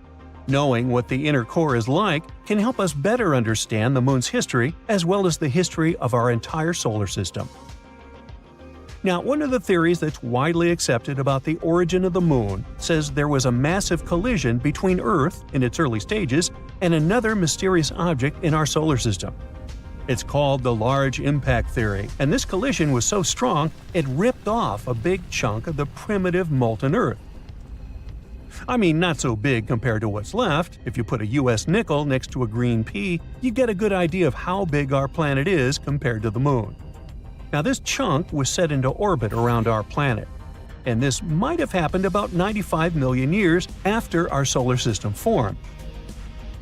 The object that collided with Earth could have been about 10% the mass of our home planet and roughly the size of Mars. Well, it makes sense. Earth and the Moon do have similar compositions after all. Of course, there are other ideas about how the Moon formed. One says that the gravitational force of our planet captured it. This means that the Moon was just an object innocently passing by when suddenly it got attracted and pulled into Earth's orbit. There's even a hypothesis that Earth stole the Moon from Venus. Ooh. In that case, the Moon shouldn't complain. I guess the view is way better here. So yeah, the Moon and Earth are similar when it comes to rocks and some minerals. But the Moon doesn't have the same atmosphere as our planet. Its atmosphere is thin and consists of some weird gases that include potassium and sodium, which is not something you can find in the atmosphere of Mars, Venus, or Earth. And the rocks on the Moon don't contain water. But that doesn't mean there's no water at all up there. A long time ago, in the 17th century, astronomers saw large dark spots on the Moon's surface. One of these astronomers thought these spots looked like oceans, and he called them maria, which means seas in Latin.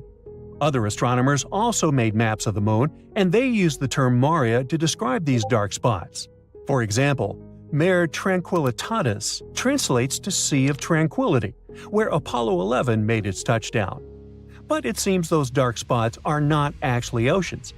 They are plains made of hardened lava that erupted long ago. These volcanic eruptions left behind smooth flat areas called basalt plains. In the late 1800s, one sky watcher studied the Moon and found it didn't have an atmosphere. Without an atmosphere, there are no clouds and no air to keep water from evaporating. So scientists thought that any water on the moon would just disappear right away. They believed the moon was totally dry. But then, in 1961, one physicist had a different idea. He pointed out there could be water on the moon in special areas called permanently shadowed regions. These are spots on the moon where the sun doesn't shine, so they stay dark all the time. Water ice could exist in these dark areas because they're extremely cold and the ice wouldn't evaporate. But when astronauts from the Apollo missions went to the moon, they brought back soil samples, and scientists found no signs of water in them. So everyone went back to thinking that the moon was completely dry. In the 90s, NASA focused on these shadowed craters and found high concentrations of hydrogen, which meant there could be ice at the moon's poles. They still weren't certain, so they kept digging and, after a while, found hydrogen trapped inside tiny beads of volcanic glass. Since there are no active volcanoes on the moon today, which means water probably was present on the moon when these volcanoes erupted long ago. Plus, there could be way more water back in the early days of our moon. In 2020, NASA's SOFIA mission showed us what we'd been looking for a really long time. There is water on the moon after all. It turns out the water is hidden within the grains of lunar dust or sticking to the surface in the sunlit areas of the moon. So there are no oceans like we have on Earth, but at least there's something. The question remains, how did water even get there? It seems the moon had a chaotic history back at the time when it was forming, as probably most of the planets and moons in our solar system. So there is some evidence that water came there from comets hitting its surface back in the old days, or maybe even keeps on coming from those that are slamming into the moon right now. We're talking about a chaotic situation where icy micrometeorites collide with the moon's surface, and dust then makes an even bigger mess when interacting with the solar wind. But we're waiting to find out more about this. Because, as we all know, when you mention water, you also inevitably talk about life. That's why we want to know more, for instance, about all that ice hidden in polar craters on the moon. Maybe it can teach us more about how life developed on Earth. Maybe comets brought all the necessary elements here. Then, what if there are some of those elements stuck in the ice on the moon, too?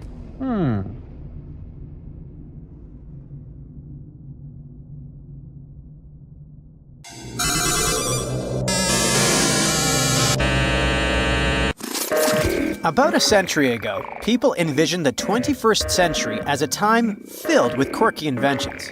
They weren't far off the mark. We're now one step closer to establishing an actual settlement on the moon. Before we can create a new home up, we need to find a way to stay connected, beyond just transportation and shipping. Being able to send a simple text, even something as casual as, "Hey, how are you?" is essential. We can't move to the moon if we're cut off from Earth. Let me spill some tea. A lunar 4G network is currently being developed. The company leading this initiative is none other than Nokia's Bell Labs. The company, bought by the world-famous Finnish company that started out as a paper mill in the 19th century and later ventured into the cell phone industry, creating iconic devices long before Apple launched its first phone. Once the network is completed, it will be loaded onto a lander, deployed, and connected using specialized radio equipment. But don't think this is just a fun experiment. It has significant purposes. The Lunar Outpost rover, one of the vehicles involved in this mission, will thoroughly explore an area known as the Shackleton Connecting Ridge. Another rover, the Micronova, will investigate a lunar crater in search of ice.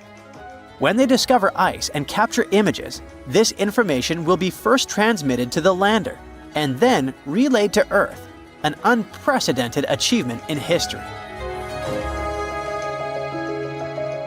Moreover, the importance of a reliable phone connection cannot be overstated. Currently, astronauts communicate via radio. But NASA aims to establish a lunar communication system capable of supporting high-resolution video. Effective communication during space missions is as crucial as food and water. And with this new lunar 4G technology, video calls on the moon could soon become a reality.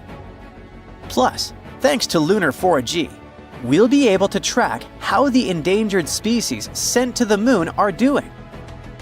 Oh, sorry, I completely forgot to mention something important. As more species edge closer to extinction today, scientists are collecting samples from animals, plants, and other organisms to store in biorepositories around the globe. Unfortunately, the conditions on Earth are far from ideal for these modern-day Noah's Arks. Hence, the decision to build 1 or 2 vaults on the moon makes perfect sense. On the moon, there's a permanently shadowed region at its south pole. It may seem like a fortunate coincidence, but some lunar craters may meet the criterion of temperature, -320 degrees Fahrenheit, which is precisely what we need for long-term self-storage. Initially, the plan was to construct the vault in lava tubes that run beneath the moon's surface, but that would have posed significant risks. This design requires a special solar-powered cooling system, and any accidental loss of power could be catastrophic, resulting in the destruction of all the samples. However, if we built it in a forever frozen shadowed area, the vault wouldn't need any energy or human maintenance. Bingo! It sounds almost too good to be true, and indeed there are several complications. For instance, dust is an omnipresent issue on the moon, infiltrating everything. If the storage requires seals, a dust mitigation system must be developed, which has not yet been created. So for now, it remains a theoretical concept rather than a practical solution. 40, 50 feet, why don't you turn around and let them get a view from there and... I know you want to learn about real things, not just concepts. Here's something real for you. The moon is full of human waste, carefully packed into bags. According to estimates, there are around 96 of these bags you'd probably prefer to never open. But you never know what exactly is hidden inside. It could be any product of the human body out there. So, if we ever make it to the moon and you accidentally stumble upon a mysterious bag, my advice is to resist the urge to open it. Instead, you can hand it over to scientists. They say they're eager to get their hands on them. Humans are incredible, in a rather unfortunate way. We haven't even established a proper settlement on the moon yet, but there's already around 200 tons of junk scattered about. It piles up there as if it were a teenager's room rather than a celestial body. Alongside those rather unappealing human waste bags, you'll also find cameras, drills, towels, brushes, rakes, a multitude of other technical items, and surprisingly, a falcon's feather. I'll explain that in a moment. At the end of Apollo 15's final moonwalk, David Scott pulled out a falcon's feather and a hammer to demonstrate Galileo's theory that in the absence of air resistance, different objects fall at the same rate. Amidst all that junk, there's an actual piece of art, so we could say that the moon, if it doesn't have the very first art museum, at least boasts a small exhibition. The crew of Apollo 15 took a 3.5-inch tall aluminum figure to the moon. Created by a Belgian artist, it's called the Fallen Astronaut, and it was laid on its side with a plaque listing the names of astronauts and cosmonauts who contributed to exploration. But the list of odd objects on the moon doesn't end there. If you ever find yourself in need of cash, you can find it on the moon, since a stack of $2 bills was simply forgotten there. Yep, a lot of material has been collected since 1969, when humans first stepped on the moon. It's one small step for man, one giant leap for mankind. Our natural satellite was first seen in a telescope in 1609. But what about its true age? To understand that, we need to start with how the moon first formed. Back in the mid-80s, a conference in Hawaii brought together a bunch of scientists to figure out where the moon came from. They came up with a pretty cool idea. The moon probably formed with the stuff that our planet Earth donated. Picture this. A Mars-sized object crashed into the early Earth, flinging molten materials into space, which eventually came together to become the moon we see today. This theory clears up a lot of mysteries, For instance, it used to baffle folks why the moon has such a small iron core. The answer is simple. It formed from Earth's outer layer, which isn't rich in iron. And that pale crust of the moon? It's just minerals that floated to the top when the molten moon cooled down. At first, the moon was super close to Earth, but it's been slowly drifting away at about 2 inches a year, even while you're watching this video. Figuring out when this all went down, though, is a bit tricky. The Apollo astronauts brought back a bunch of moon rocks, which helped scientists estimate their ages. The oldest ones are around 4.35 billion years old, which is about 200 million years after the solar system kicked off. So, here's the thing. There's no exact date for when the moon formed, but there are several interesting theories. One idea is that the age of these rocks could mean the moon is around 4.35 billion years old. But some scientists who look at how planets form think that most of the material in the early solar system came together way before that 200 million year mark.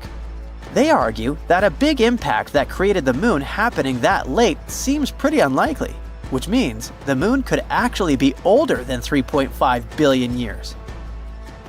Another interesting thought is that the moon might have gone through some serious heating events as it moved away from Earth. This is similar to what happens on Io, one of Jupiter's supervolcanic moons. The gravitational pull from a bigger body can stretch and compress a smaller one, generating heat, like when you squeeze a rubber ball. The rocks on both Io and the moon warm up this way.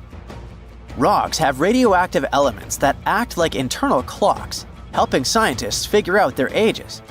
The catch is, if the moon heats up too much, it resets those clocks and only starts keeping time again once it cools down. So those rocks that are about 4.35 billion years old might not actually mark the moon's birthday. They could just indicate a time of tidal heating. This suggests, once again, that the moon had to have formed even earlier than that. Time can stretch or shrink depending on where you are. Climb to the top of an extremely high mountain, and time will pass a teeny tiny bit faster than if you were down in a valley. That's all because of gravity and how it affects time. We hardly notice it in our everyday life. But for scientists and space agencies preparing to send people to the moon, these minuscule differences in time really do matter. We'll get to answer the why question a bit later. Right now, a new space race is underway. Many countries want to establish long-term bases on the moon. With humans up there, things like reliable timekeeping become crucial. The thing is, the moon doesn't operate on Earth's time. A day on the moon runs slightly faster than a day on Earth. The difference is about 56 microseconds, and it seems insignificant. But over time, even such a difference can add up, creating bigger issues. So, to keep lunar missions running smoothly and prevent things from drifting out of sync, NASA and scientists around the world are now dealing with a tricky challenge, creating an entirely new lunar timescale. NASA is supposed to start using it by 2026. It's the same year they hope to send astronauts back to the moon for the first time in 50 years. But this new timescale is not just a moon time zone. It's actually an entire system that will adjust for the moon's faster time and keep everything synchronized with Earth's time systems. Only in this case will missions be able to run smoothly. You see, on Earth our timekeeping is already surprisingly complicated. It might seem like time should be a straightforward concept, but keeping accurate time is actually a precise science, especially when you consider how much timekeeping affects our daily lives. So, to keep global time coordinated, scientists rely on something called Coordinated Universal Time, also known as UTC. This global time standard is based on ultra-precise atomic clocks that scientists place in separate locations all over the world. Atomic clocks are cool because they measure time based on the consistent vibrations of atoms, so they're super stable and accurate. This helps scientists make sure UTC is the same for everyone everywhere. These atomic clocks also take into account that time moves slightly more slowly the closer you are to the center of our planet. So, atomic clocks positioned closer to the Earth's surface tick a bit more slowly due to stronger gravitational pull. This effect, explained by Einstein's theory of relativity, happens because gravity affects time. By spreading atomic clocks across different elevations, scientists average out all the tiny time differences caused by gravity. Also, for precise timekeeping, scientists occasionally add leap seconds to account for the small natural changes in Earth's rotation speed.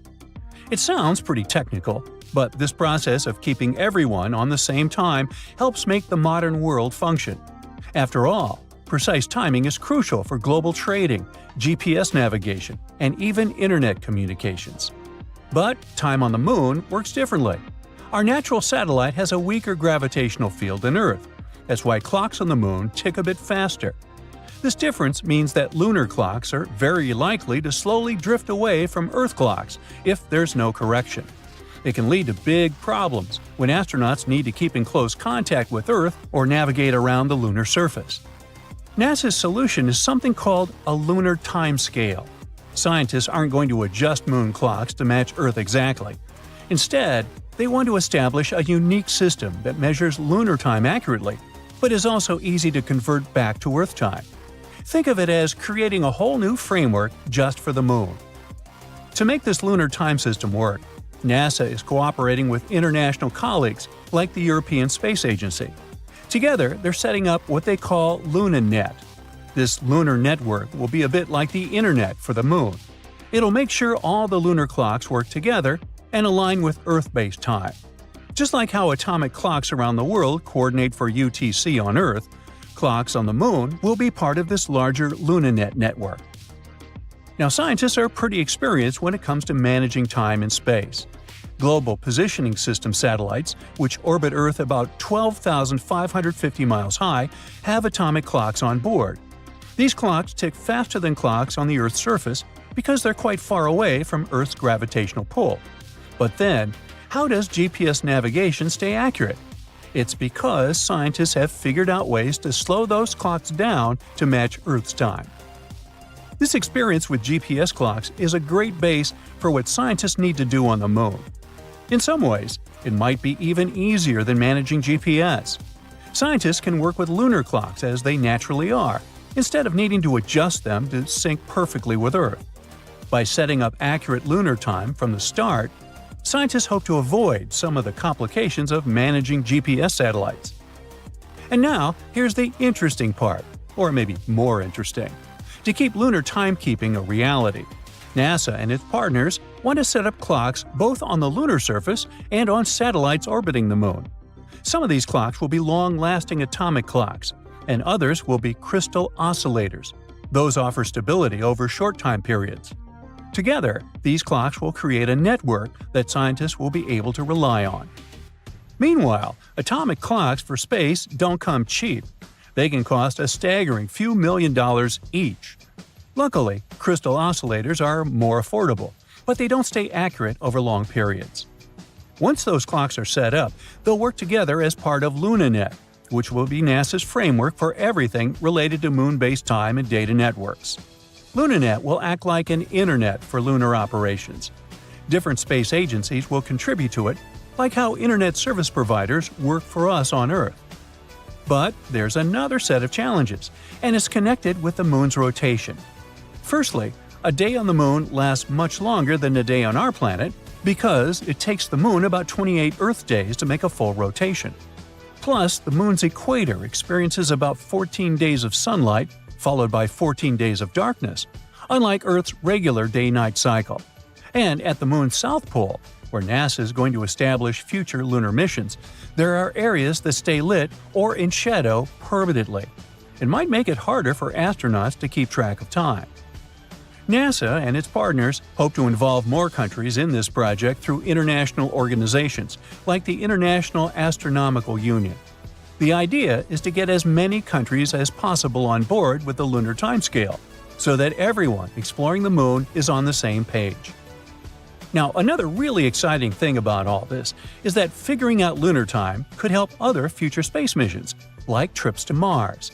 The experience and knowledge we'll get from setting up a lunar timescale are likely to serve as a blueprint for managing time on even farther planets. That's one of the reasons why scientists are taking this lunar project so seriously. As for astronauts living on the moon, a consistent, reliable time system will be essential, not just for navigation, but for everything from scientific experiments to day-to-day activities. NASA's Lunar Time Project is truly groundbreaking. It's the first step toward managing time as humans expand farther into space. And if they get it right, it'll mean that future astronauts won't just have Earth time to guide them. They'll also have a moon time, and even, one day, a Mars time too. Precise timekeeping matters both for the sake of scientifically understanding the passage of time on the moon and for setting up all the infrastructure necessary to carry out missions. Scientists are also eager to create a timescale from scratch because they can take everything they've learned about timekeeping on Earth and apply it to a new system on the moon. Well, I'm out of time, so bye! The space crew had been getting ready for the launch for over 3 years. The preparations for landing on the strange planet included gathering and studying rock samples in the Grand Canyon, exploring ancient volcano formations in the Nevada National Security Site, and looking into gas and lava vents, lava lakes, and pit craters in various locations in Hawaii. To be able to resist microgravity conditions, they learned how to walk obliquely by being strapped and suspended sideways and trying to move along walls. They had to test their limits through intensive diet and sleep regimens to make sure they'd be safe in outer space. It took them 3 days, 3 hours, and 49 minutes to reach the surface of this new world in a place called the Sea of Tranquility. They could have gone for the Ocean of Storms or the Central Bay, but they chose this place to land because it had good visibility and it was relatively smooth and easily reachable with as little propellant as possible. One of the first things they noticed when they got there was that, well, the place kind of smelled.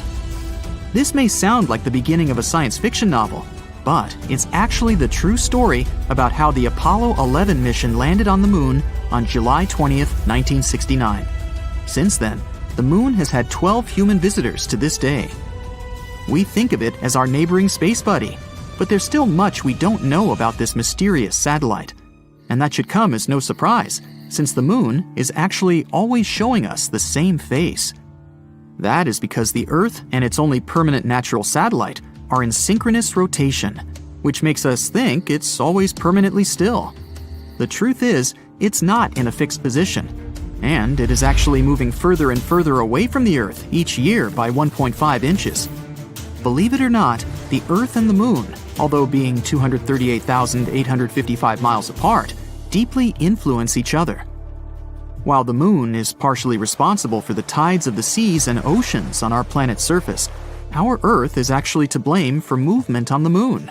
They're called moonquakes, and they last way longer than earthquakes, some of them up to half an hour. It may look perfectly round to us on a warm summer's night, but the Moon is actually oval. The lemon-like shape is caused by the Earth's gravitational pull. Our moon features more than footprints when it comes to traces of humans. In 1969, American astronauts left many objects on the surface of our satellite, such as 2 golf balls, a drawing by famous artist Andy Warhol, and a message from Queen Elizabeth II herself. One of the last people to walk on the moon to this day, an astronaut named Eugene Cernan, scribbled his daughter's initials on the moon's surface in 1972. Since it appears there's no wind or any other type of weather change there, the letters TDC could remain there permanently. It's actually possible to be allergic to the moon. Harrison Jack Schmitt, an astronaut from the Apollo 17 mission, spent some time in a valley in the Sea of Serenity, then climbed back into the crew's lunar module, but had some moon dust on him. Just as he removed his spacesuit, he got red eyes, sneezing fits, and other allergic reactions that lasted 2 hours. Since it's so close to us, we've established that the moon has a time zone of its own. We call it the Lunar Standard Time, but it doesn't correspond to time on Earth. To get an equivalent, the explanation is a bit more complex, but in simple terms, a year on the moon is split up into 12 days, each one about as long as a month on Earth. Each one of these days got its name after a different astronaut who has walked on the moon. The start date of this calendar coincides with the moment Neil Armstrong walked on the moon. So, the lunar year 1, day 1, began on July 21, 1969 at 2:56:15 Universal Time. Since the moon has a very thin atmosphere, it has some pretty crazy temperatures, both hot and cold. They can go up to 200 degrees Fahrenheit. Over by the moon's poles, however, the temperature is always at around minus 400 degrees Fahrenheit. Humans have tried to trace the connection between our natural satellite and the Earth for as long as we can remember, coming up with words to explain why the moon's existence influences us so. In the Middle Ages, scientists and philosophers thought that during a full moon, some people were more likely to experience different health conditions. Because they saw this inexplicable connection to the full moon, people with these symptoms were named lunatics, or at times, literally, moonsick. People are not the only creatures living on Earth that are affected by moon cycles. Dog owners are 28% more likely to take their pet to vet emergency rooms during the full moon.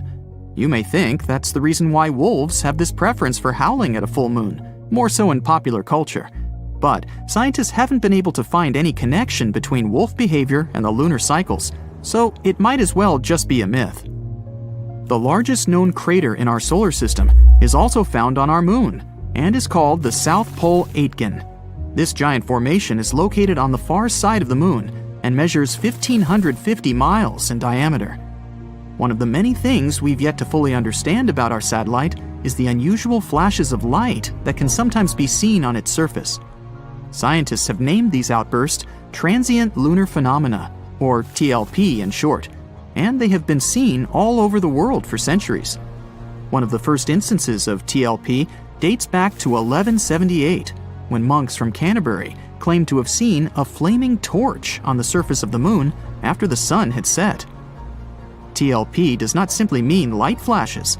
Reports also have detailed other unusual events, such as gas-like mists, reddish, green, blue, or violet colorations, or even the darkening of certain locations on the moon. Is something strange happening with our moon?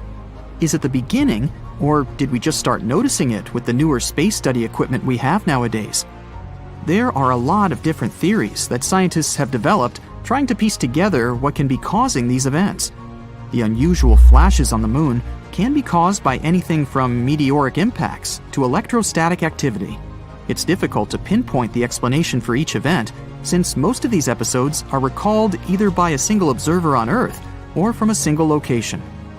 The fact that there is noticeable seismic activity on the moon can also explain why we can sometimes see unusual flashes of light on the surface of our satellite.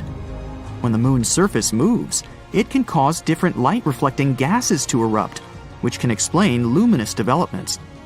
Some scientists have even suggested that residual geologic activity may also be the cause.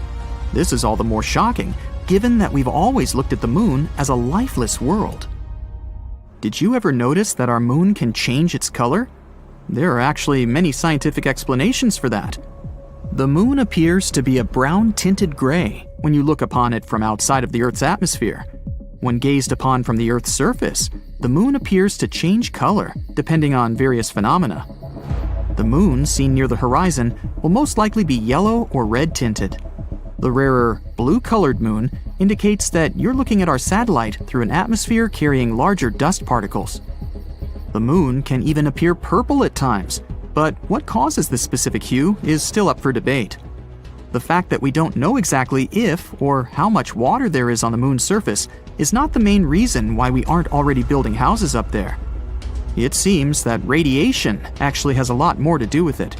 Recent studies have shown that the moon's surface has a radiation rate 5 to 10 times higher than that you experience on a transatlantic passenger flight. That also means it's 200 times higher than the rate on the Earth's surface. In future lunar explorations, like the Artemis project for example, scientists need to take this into consideration, not to expose the astronauts. Named after Artemis, Apollo's sister, this program aims not only to place astronauts on the lunar surface in the future, but also to build some sort of an establishment there to study the moon in safe conditions. While the project started in 2017, the first planned mission is set for launch in summer 2022, with an estimated duration of 25 days. The space object, with no crew on board, is planned to reach lunar orbit and safely return with sufficient data for the next 4-person mission scheduled for May 2024. Artemis 3, 4, and 5 are expected to be launched in 2025, 2026, and 2027 respectively, each with a planned duration of approximately 30 days. How about playing golf? Not on Earth, but on the moon. Let's journey back to a time 50 years ago when one astronaut turned the lunar surface into the most unusual golf course ever. Any golfer will tell you how tricky it is to avoid sand traps, but picture Alan Shepard, a NASA astronaut dealing with an entire surface that feels like super fine powder. During the Apollo 14 mission, he took a break to showcase some spacey golf skills for everyone watching from Earth. After his first shot, he excitedly made another. For him, it seemed the ball went forever and ever. Let's dial back to reality for a moment. Thanks to the research by the United States Golf Association, or USGA, we've got some numbers. They found that Alan's first moon ball traveled 24 yards, and his second stretched for 40 yards. Now, how does that compare to the average golf shots back here? In regular gravity, one usually swings to about 216 yards. Just goes to show, while we've upgraded our golf game on Earth with tech and training, the moon's low-gravity playground is a different environment altogether. Now, let's give Alan some props. Moon golf? Not as simple as you might think. His club wasn't one from your local sports store. It was a makeshift one. A moon sample collector with a club head stuck to it. Add to that the bulky spacesuit he had on. Imagine trying to swing wearing an outfit that's as stiff as cardboard. With all that gear, Alan could only muster a one-handed swing. Care to have a similar experience? Well, you might not be able to play golf on the moon anytime soon, but you can give it a shot underwater. Some say the conditions are similar. Here's where it gets even more interesting. The USGA didn't just take Alan's word on where the balls landed. They wanted to investigate. For starters, they used ultra-clear footage of the Apollo 14 mission. They also used some sharp images from NASA's special moon camera, launched in 2009. Using this imagery, they mapped out the journey of those two golf balls. Alan loved his unique golf club so much, he wanted to bring it back home. No big deal, right? Well, you see, in those days, astronauts would leave behind unnecessary items to make space for moon rocks. But not this club. So during the 70s, this interstellar golf club found a new home at the USGA Museum in New Jersey. Unlike regular golf clubs, this one had a twist. It was crafted from aluminum and Teflon. It was built to fold and fit snugly within the tight spaces of the lunar lander. How did this whole moon golf idea even pop up? Well, in 1970, golf legend Bob Hope paid a visit to NASA. Inspired by Hope's love for golf, an idea came into Shepard's head: moon golf. To turn his dream into reality, he collaborated with a golf professional and NASA's tech specialists. Together, they crafted a club that met NASA's strict safety norms. But hey, Alan didn't want this to be just a surprise stunt. Remember, traveling to the moon required very strict protocols. They couldn't just randomly have a picnic up there, you know? So, Alan made sure NASA officials agreed with this impromptu game of golf. They were initially skeptical, but eventually gave the green light after Alan passionately laid out his plan. He also promised he'd start playing if everything went smoothly on the mission. Determined to make it perfect, Alan prepped like a champ. The story goes that he'd put on his hefty spacesuit and sneak off to secret spots so he could practice. Decades later, he'd still be reflecting on his lunar escapade. He was the only golfer to ever swing on the moon. It's not just golf balls that astronauts left behind on their trips. There were actually a lot of objects left on the moon between 1969 and 1972, the year of the last moon landing. Each time you gaze up at the moon, remember that there's a cute family photo up there, some huge science gadgets, a small statue, a bunch of, well, human waste bags, and yes, some American flags. Years have passed by, and yes, technically those items are still hanging out there, though they've probably seen better days because of the harsh conditions on the moon. Some items had a special place in the astronauts' hearts and were meant to stay on the moon. But hey, leaving some stuff behind also meant they could bring back moon samples. You know the feeling. It's like when you need to make room in your suitcase for souvenirs when you're finishing a vacation. Does NASA have a complete list of things they left on the moon? Well, not really. In fact, one team tried to create a record of some of the items and reached an amazing list of 106 left there from the Apollo 11 mission alone. And that's not counting Neil Armstrong and Buzz Aldrin's famous footprints. The largest items at each landing site were mostly the sciencey stuff, like pieces of their lunar module and experiments to study the moon in depth. Then there were some beautiful tokens, like Apollo 11's plaque and a special disc with messages from leaders around the world. Some say the astronauts also took medals to remember some heroic cosmonauts, and they even left a gold olive branch, an age-old symbol of peace. Now, later moon missions had a little more fun, like Alan Shepard did with his golf game. But the award for the most heartwarming moment goes to Charlie Duke. During the Apollo 16 mission, he left a picture of his family up there. It's like he wanted them to be a part of the adventure. Although, a heads up, those photos probably didn't age well because of the moon's high exposure to the sun's radiation. There might just be an art museum up there on our satellite too. Let me explain. There's this tiny little art piece called the Moon Museum. It's a ceramic chip about the size of your nail, and it was crafted by an artist named Forrest Myers. This tiny object showcases miniature artworks from 6 talented people. Among them are even the famous Andy Warhol, the same artist known for his iconic soup cans and celebrity portraits. Forrest Myers said he wanted his mini museum to be on the moon, but there was a problem. NASA officials weren't exactly on board with the idea. However, Myers shared with the press that he handed over this art chip to an engineer working on the Apollo 12 mission. According to Myers, this engineer secretly tucked the Moon Museum onto a leg of the lunar lander. In case you haven't figured it out yet, these lunar landers don't come back to Earth after their mission. Take this with a grain of salt though, as NASA has never confirmed this story. You might wonder, why did they leave all these things? Sometimes it was about making a statement. Other times, it was purely practical. At one point, it was mentioned that during the Apollo 11 mission, for example, a decision needed to be made. The astronauts had to quickly figure out what was essential for their trip back home. They ended up creating a cleanup spot, tossing away things they didn't need anymore. Leaving things behind on the moon isn't that different from how we leave things behind on Earth, just like archaeologists study our ancient leftovers to learn about our ancestors. The stuff on the moon gives us insights about those incredible lunar missions. Some things they left had done their job, like the pole for the flag or the camera they used to broadcast those steps on the moon. Even the tools astronauts used to collect samples were left because they had more precious cargo to bring back – moon rocks. When it comes to the current state of all these items, scientists are not entirely sure.